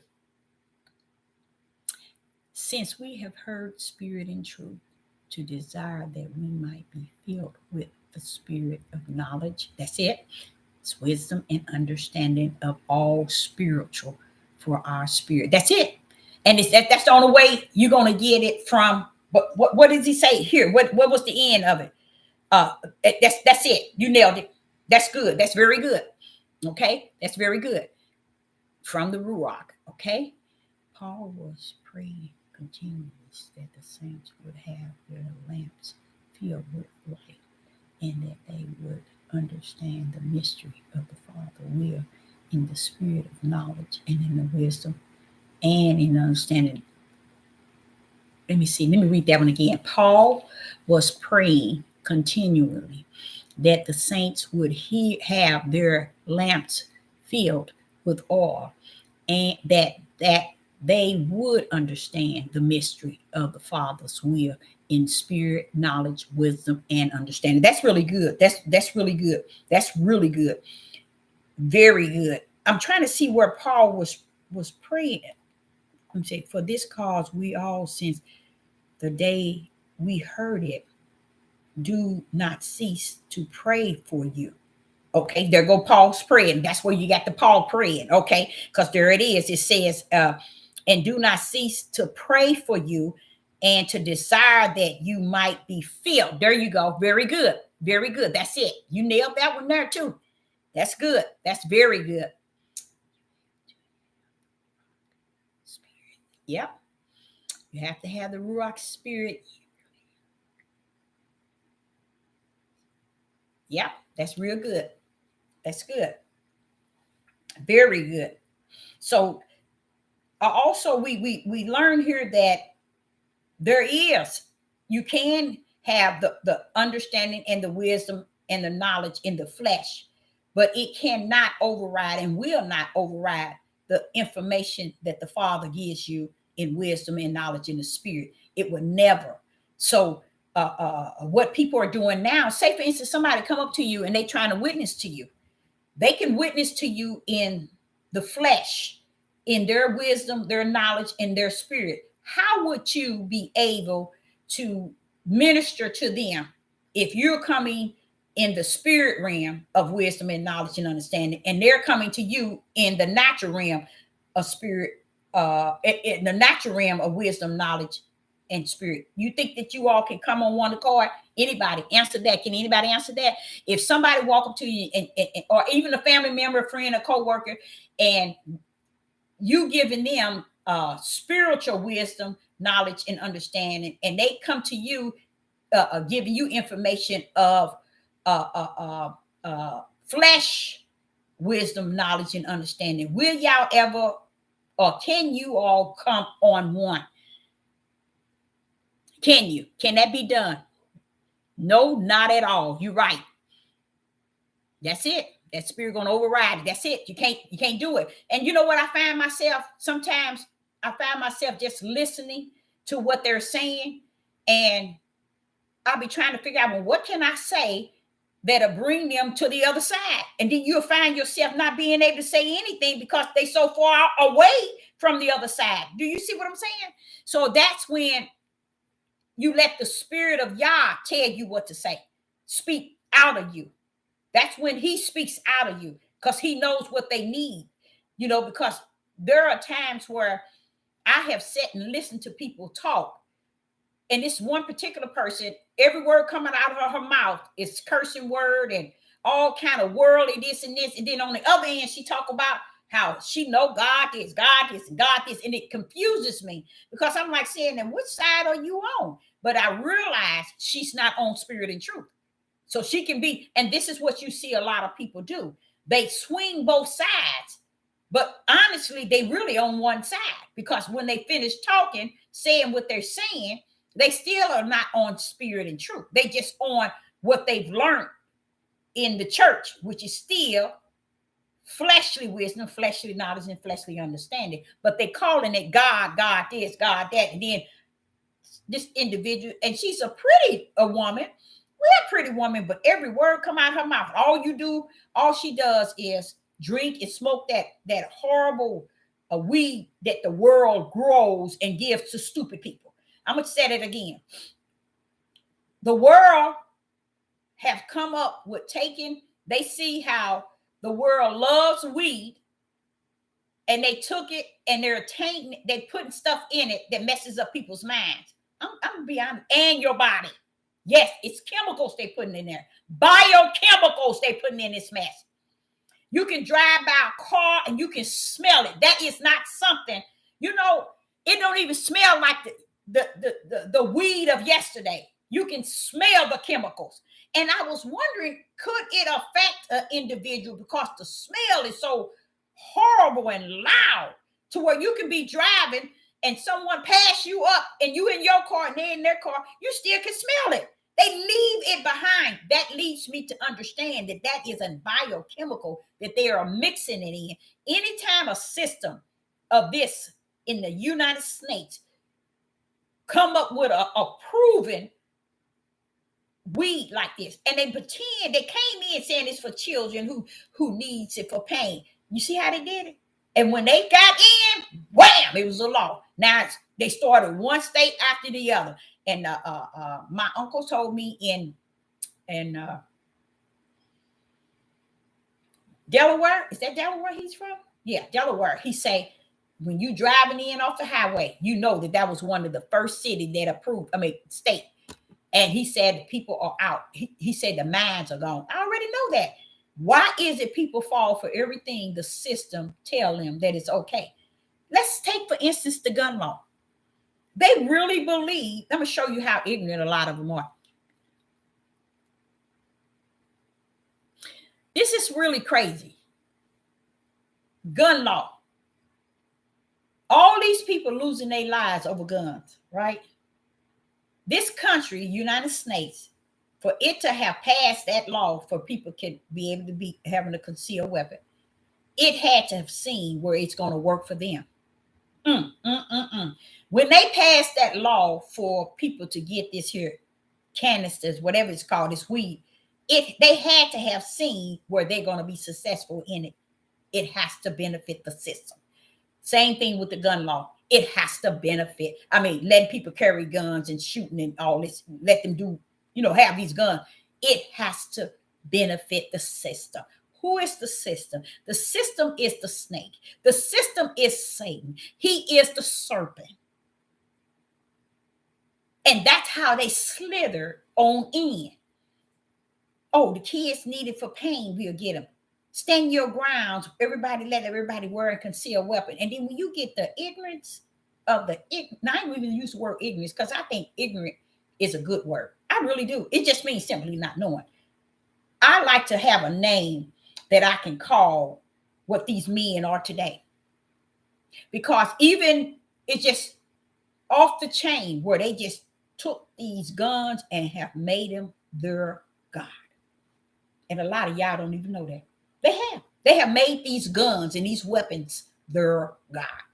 And the good thing about it, on my behalf, let it be your God. Because that's about all that's going to save you is your guns. And it ain't even save you.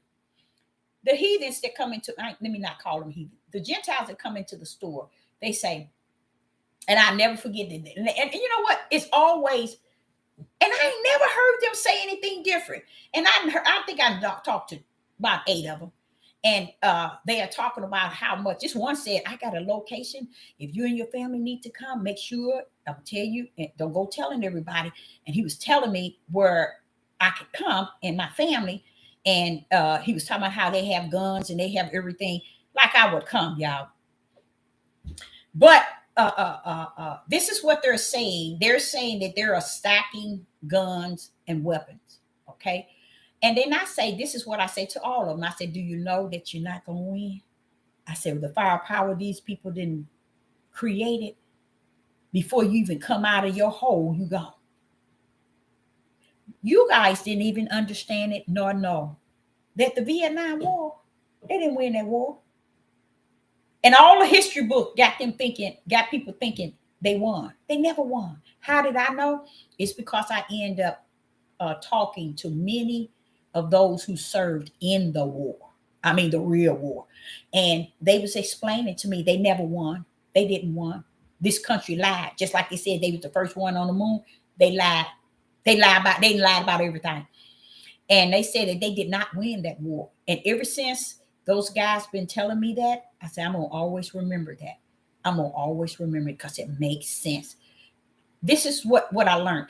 I learned that if there is a war, okay, and the reason why they bombed them is because they was losing. What was they losing? Lives. Give you an example. Okay, if there is, I'm gonna try not to exaggerate about it. Let's say 300 men on one side and 300 men on the other side. Okay, 350 on this side died. Okay, and 100 on this side died. Okay, so who got the most? Who died the most? What happened? This one here died. Way more lives were lost. This one ended up because they bombed it. You know why they bombed it? Because they were winning the war. They had killed so many. And then just to hear the numbers of those that served in the war, it will make you cry. You mean that many men lost their lives, never came back home to their children, never came back home to their wives? Or you off the chart and got you in the history book, oh, we won the war and we fought this and we did. Then when you look down there and see how many men they lost, you say, how did you win it then? You didn't. You just lied. That's why you drove, because they took y'all lives.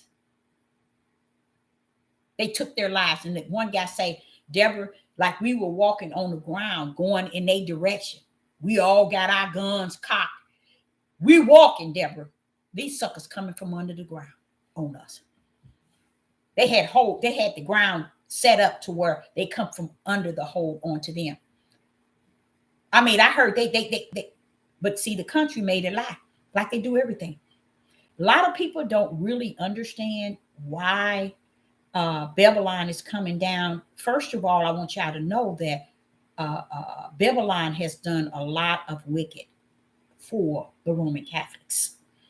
They have been the shield to protect Satan's right hand. They have been the shield that protect Satan's right hand. You know, Satan got to go get him a right hand if you know the Father got his right hand. You know, Satan got to go get his. So he made the Roman Catholics his right hand to rule the system. So the system is ruled by the Roman Catholics. And they ruled all 4 corners. And when I say 4 corners, China, Russia, all. They got the power there. That's why I tell y'all, it's no such thing as voting. It never been. Sister Deb, I think I done voted. I think 2 times in all my whole life. Because once the Spirit revealed to you what's what, just imagine how long you must live to suffer in knowing these things. So he has to prepare you from the inside to know that you can't change none of it. But let me prepare you from the inside so you can just continue to run. You see? And as long as he can prepare us from the inside and get us ready for the outside, we'll be okay. No matter what's going to happen on the outside, we're going to make it on the inside, because the inside is going to really protect the outside because of the what? The wisdom, the knowledge, and the understanding of Yah's spirit in us that's helping us to understand what is actually taking place. And we cannot change it, but this is what you can do. This is how you can live. This is how you can do that. You see what I'm saying? So this is one way that we have to look at everything that's actually taking place. The sad part is about it, I hear so many things among our Black people, not I should say Black, melanated people, always talk about we need to do this, we need to do this, we need to unite it, we need to do this, we need to do this. But you see, no one. Oh, I was telling you I was Sidney Lee. I remember at my job, I forgot. Sidney Lee, his wife had went to the doctor, and when she went to the doctor, she died a week later. And him and her was married for 25 years, and she died a week later. She was the accountant from the McDonnell Douglas aircraft, and she did a lot of people in that building one taxes for them. And she died, and it was a big thing, but everybody knew her, and everybody knew Sidney Lee. So when she died, when I was working there, me and Sid, we became real close friends. He was old enough to be my granddaddy. Let's put it like that. But we became real close friends. He was old enough to be my granddaddy in age, but he dressed real sharp and clean, and he looked young. Let's put it like that. And Sidney Lee, when he used to call me when he wanted to ask me spiritual questions, or what I think about what's going on, and it was about women. He wanted to ask me, what is this with these women? I said, well, what do you mean? He said, I just can't pinpoint them. He said, he go back into where his wife and him and all this and that. Very total 100% gentleman. And he was like, but Dad, I don't understand. I mean, you treat them nice, you buy them things. They don't even want you to pull the chair so they can sit down when you take them to a nice restaurant. He said they don't even know how to act. And I mean, he was telling me all of this. I said, see it. I said, you up in age, and you mean you ain't learned that there's different levels of women, just like there's different levels of men. And just because they are under the category of a woman, they don't hold the stature of a woman. Okay? And I gave him 5 different stages. I told him it's many stages, but I'm going to give you 5. So what you doing? You over somewhere else. You ain't got no business being, see it? You ain't mess with no woman. Not no real woman. He was like, ain't nobody ever told me, Deborah. I said, yeah, there's a different types of women, but that's why I'm running into these type of women. Yes, see it. That's why you running into, because you just figured you looking on the outside. You just figured just because this person look a certain way, and he got me though. He did give me. See, it did give me. He said, but Deborah, they work over in the business building over there, where we worked at. We worked in building 1, and that's like 6,800 people working that one. So he was telling me they work in the main headquarters, and over they office women been there for years, professional, Deborah. I said, you lying. See it? He said, no, yes, I said, well, they can be there too. They can be a lower level woman, because that's what's going on. Those women are different, and there are different levels of women, identical to the way there are men. There are different levels. But the thing about it is, where we're at today, I don't know what level you look for, because so many of the levels are messed up to where the number one level, you can't even get to her because she don't want to hear it, because of all the chaos that's going on.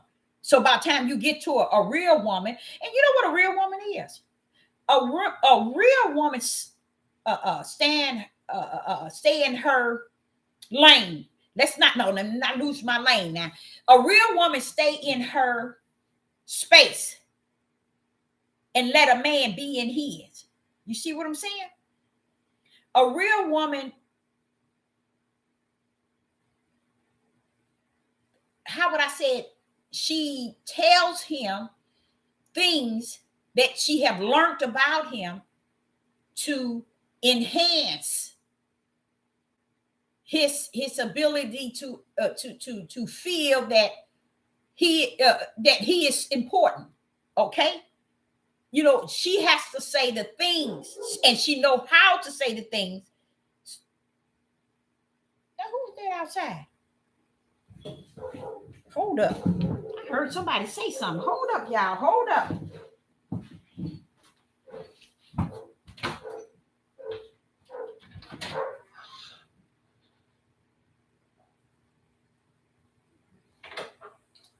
Every time I turn around, I don't know what that man's problem is. He always got his dog up over on this end. And he needs to keep that dog over there. I'm sorry, y'all. I am so sorry, Sister Deborah. that's my Ice out there barking. And this man got his dog. You know, this is a strange thing. He stayed directly across. And he always bring his dog over this way. Why? I don't know. He's like to stir up Ice. I should leave that gate open one day. No, y'all. Ice is a pit bull. A pure pit bull. Let me tell you. I thought I knew Ice. When I took him to the vet, he wouldn't let them touch him, look at him, nor put the muzzle on him. They had to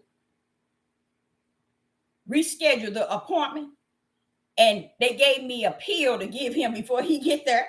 And then I gave him the pill. Guess what? I still wouldn't let them touch him, look at him. So they put Ice down. Ice had to go to sleep. And they gave him this one shot, and Ice was just like trying to hold on and tell him, y'all better not come near me. Y'all better not come near me. And all of a sudden he fell to the ground, to the floor. And to me, I'm going to tell you something. I thought Ice was a good dog. I thought Ice was sweet and kind. And oh, he's so friendly. The neighbors been right on both sides. They said that dog ain't letting nobody come near that yard. And he is so awesome. I wasn't feeling good the other day. And I know I was on live and I was speaking to you all, and you all did not know. Y'all had no idea, probably didn't see it. That message was off the chain in my spirit because y'all had given it to me. I couldn't put it out to you all the way he gave it to me. And I was just in so much pain. My whole body was aching. And I turned around and took a muscle relaxer. And a muscle relaxer is a pill. I'm thinking, listen to me trying to tell you what it is. Let me shut up because I don't even take medicine. Now, I might take Atlees and Excedrin migraine maybe once, maybe twice a year. So what has happened is when I had that accident, that man hit me from the back. And you know how you go to the emergency because of the accident and everything. And they gave me some muscle relaxer. I went in there and I said, I'm in so much pain. Took that muscle relaxer, and y'all, I was on here talking to y'all. When I had closed it out, I said, let me get off of here. I had to leave. I was throwing up all night long because the medicine, my body is not used to no kind of medicine. Maybe a Atlees, like I say, once a year, or a Excedrin migraine once a year.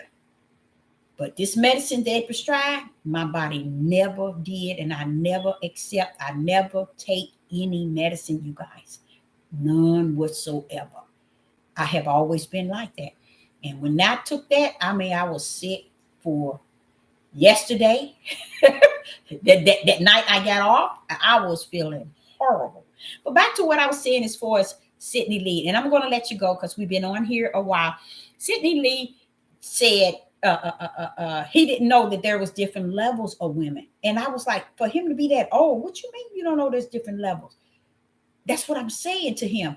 He said, Deborah, I had never heard of nobody explain it like that. He said, that's what I've been doing. He said, but those are the women over there in the business building. A couple of them I took out for dinner. He said, but the way they act,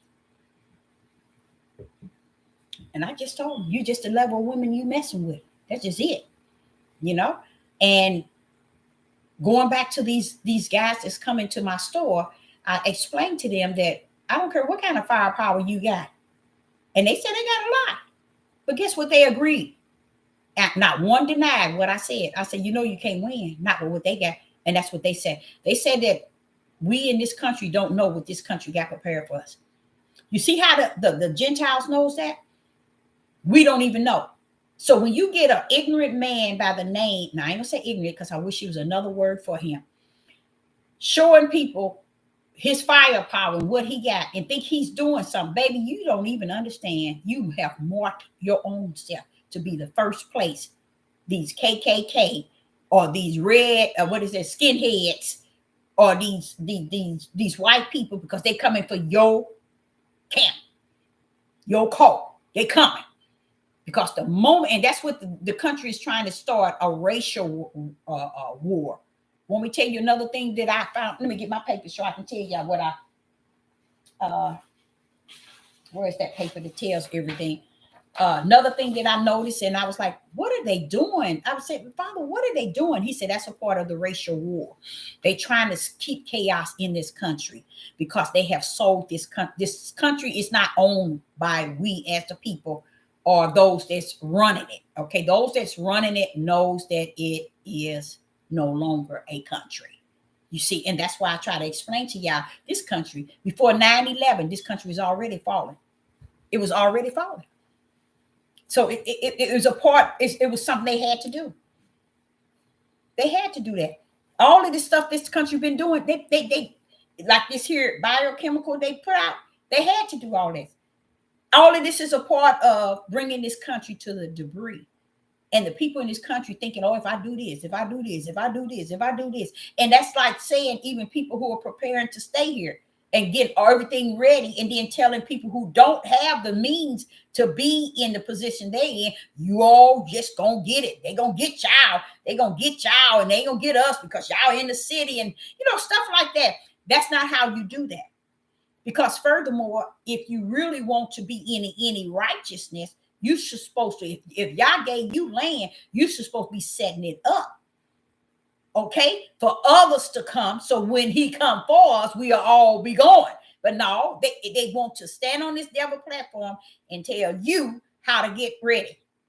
And did you know what the Spirit showed me? He said, Deborah, what they have don't even belong to them. And they trying to tell somebody else how to get ready. They leasing it.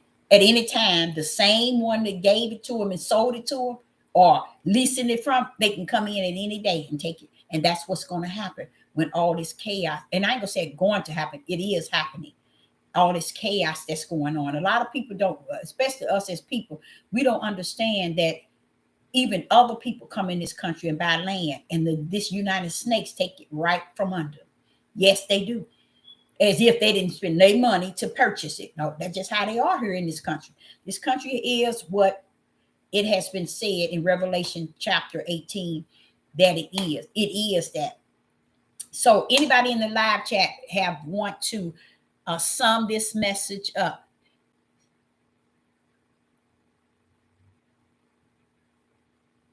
That's what everybody tell me, that if anybody come up on me, that dog will probably tear their tails up.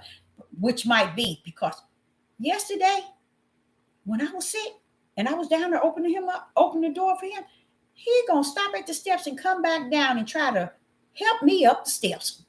And I was like, what? I said, now that is really neat. I mean, he's trying to, it's like he sensed that I was sick. I was like, how this dog know I'm sick?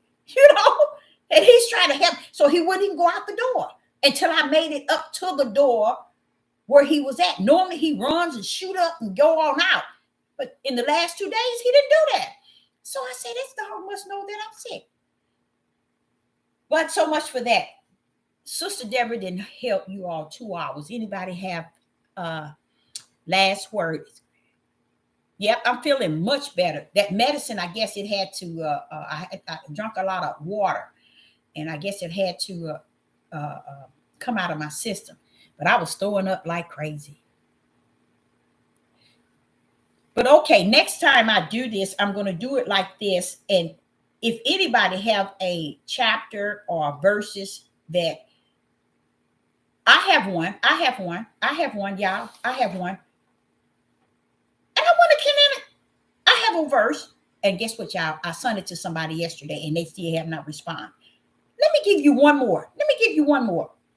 Let me see if you all can answer this one here. Now listen to this. I sent it to someone so that they could tell me, what is this saying? What do you get out of it? Maybe you all can answer it. Watch this here.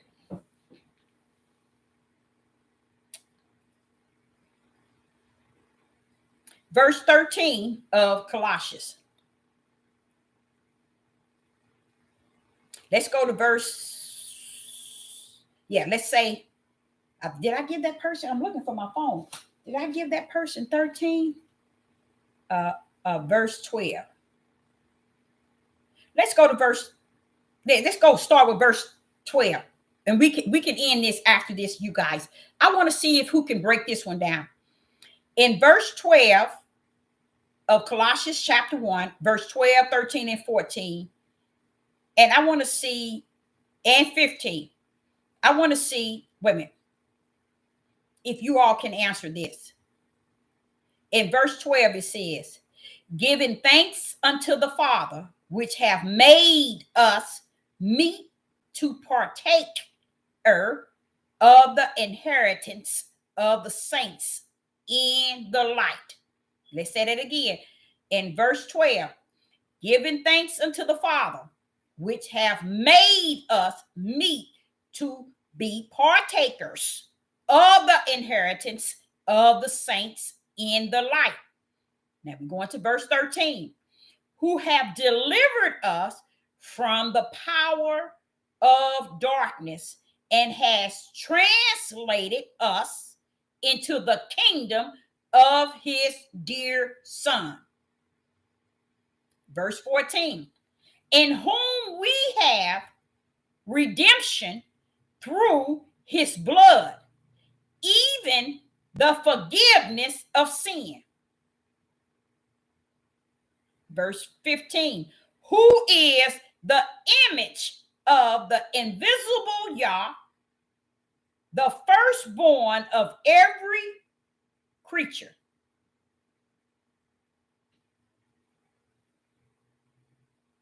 Now go over verse 13, 14, and 15, and tell me if any one of y'all can break that down for me, please, before we leave off of here. Anybody can break that one down.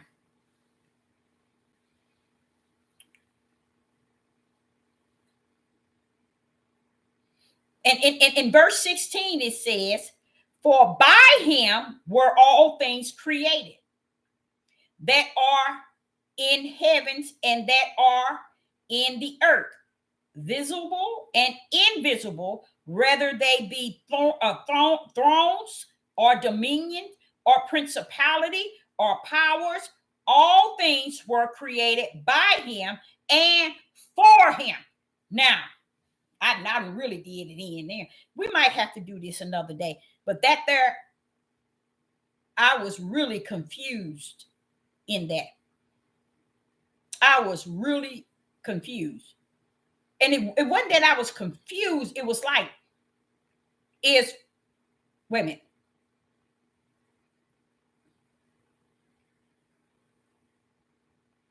I put it like this. 14 and 15, are they speaking of two different entities? 14 and 15, are they speaking of two different entities? Anybody in the live chat? I got everybody on hold. Ain't nobody moved. In verse 14 and 15, are those two different entities? I'm gonna give just a few minutes. If not, I'm gonna sell off because I know y'all probably tired. But that's a good one though, y'all. That's a real good one. because this individual knows how to speed read, which is my daughter. And I guess she called herself not responding. And I want her to let me know what is that. How can she see into that? I see it. Most likely she's going to say what I see, because most of the time she can break it down, and then I say, okay, that's exactly what I see. I guess no one? Anyone? All right.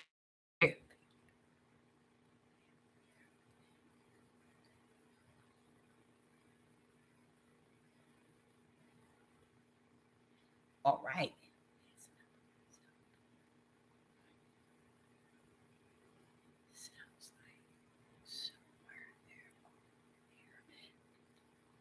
An error? I thought that too. That's why I had her to check it. In verse, so you say 1. So in verse 14 and 15, you would say that that is 1. And who is that? Because in verse 14, it says, in whom we have redemption through his blood, even the forgiveness of sin. Sound like Yeshua. That sounds like Yeshua.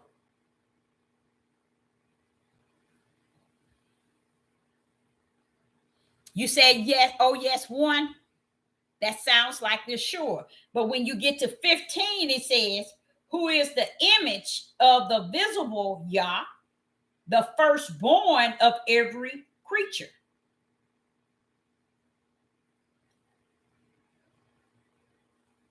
For by him were all things created. And we know by Yah was all things created. You see? And for, in verse 16, at the end, it says, and for him, meaning for his will. So 14 is talking about Yeshua. But 15, I'm one. Okay.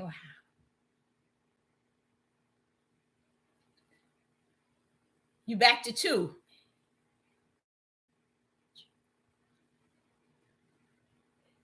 Yeah, that's what I'm thinking. The image is Yah. That is 15 is saying Yah, but 14 is telling you about the one that came to shed his blood, even the forgiveness of sin. And this is where the problem is at. They don't know. This is not something just anybody can just say what it is. It's pretty much you have to have that spiritual insight. Okay, Yeshua. That's what it said. Yeshua is in the 14, but then Yah come in the 15. But then in 13, it might be speaking of both of the sons, which is the Son of Man and the Son of, which is the Son of Man, which is Yeshua, and the Son of Yah.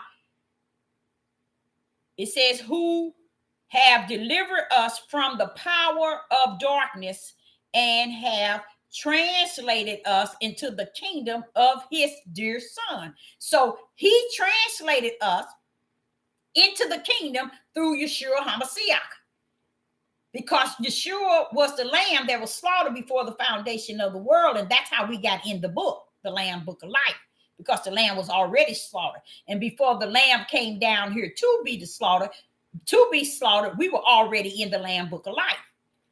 So he translated us into the kingdom of his dear Son, because once we enter the earth where sin was, we were through Yeshua HaMashiach action, we were translated back through Yeshua HaMashiach to the bosom of the Father.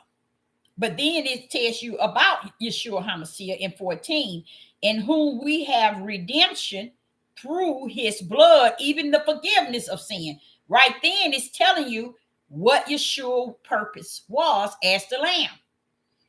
But then it says, who is the image of the invisible Yah and the firstborn of every creature. So that leads me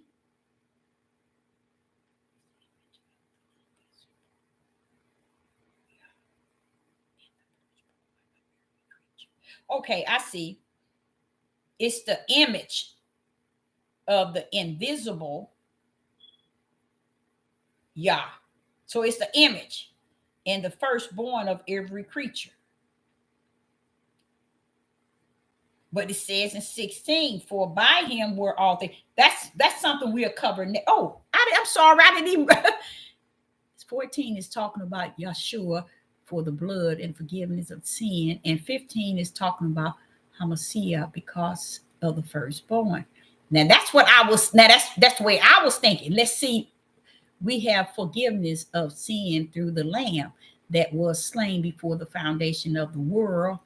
He is the firstborn because through Adam, all are dead, but through Yeshua, we all are new creatures. So he being the firstborn, I'm just thinking of what you're saying. So he being the firstborn was the lamb. Okay, then that makes sense too, because it's saying that in what was that verse?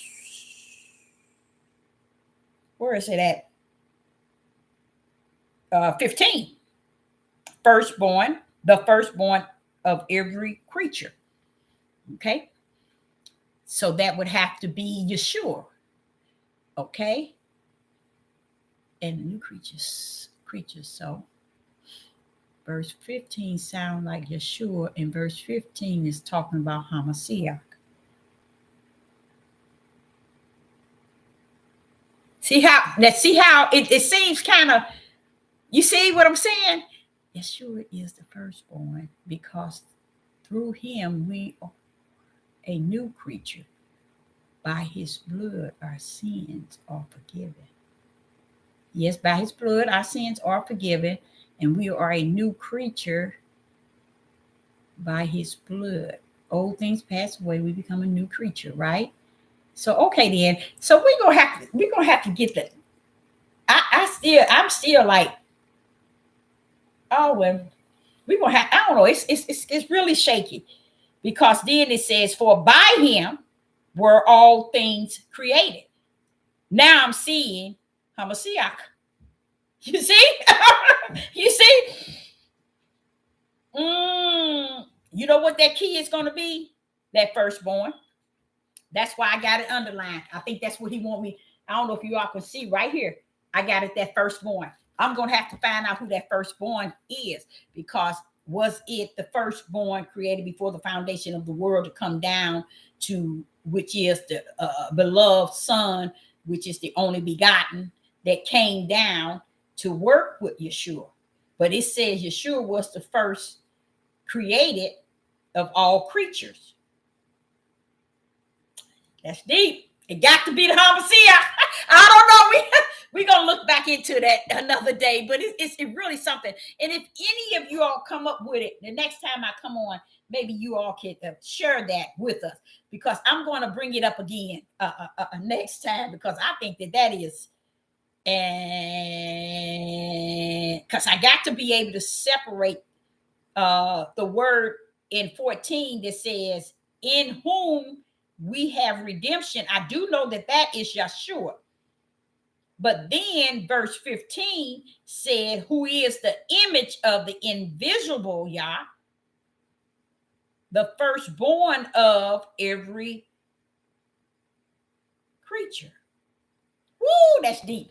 I'm going to look into it. But I like to say, something else. I want to say, I didn't say on here in the last 2 or 3 times, I appreciate all the donations that has been donated to Sister Deborah as a drink to the prophetess. And I'm going to tell you, it just done something to me to see our men donate to Sister Deborah. I'm telling you, our men, it just touched my heart. It really did. It really did. And it touched my heart when anybody, because when you are created, see, you're created to either be a giver, a taker, or a giver and a taker. When Sister Deborah is a giver, I can't see myself, even when I was a little girl, everything I have, I would give. And I still the same way. But someone that's a giver and a taker, and then you have the taker, and then you have the giver. The giver have issues with receiving. You see what I'm saying? They really do. And it has to do with also a little pride. You see what I'm saying? A little pride. Why? Because they always known to be the one that gives. And to receive something, it just takes a little So I say to you all, I appreciate each and every last one of you giving Sister Deborah a drink. And I think also in me, I always say to the Father, your word says, he that gives a drink unto the prophet receives a prophet reward. See, that's how the Father wants you to check him, through what you read. Bring it back. His word will not come back void. So he wants you to bring it back the way you understood it. So that's what I be saying. And I'm hoping that the Father will do what he does best, because the gifts that one would receive, you definitely you're going to, without a doubt, because I believe his word will not come back void. And that's what he said, and that's what I believe. So I say to you all, and I didn't mean to say that I think it just done something to me to see brothers, donate. I think that's nice. You know what I'm saying? So Sister Deborah said that I will be back, and maybe we'll do it like this again, and maybe we'll get a verse or a chapter that we all battle with, and we'll tackle it and see if we can come up with it. But I'm going to come back to this one here, and that's Colossians chapter 1, verse 13, 14, and 15, because 16 lets you know that's the Father. That's it. But I'm trying to grip, and I know that the Father's right hand is Hamashiach, because it's the power. So Sister Deborah, say I appreciate each and every last one of you all tuning in, and I will do this again. So shalom and shalom. Have a wonderful night.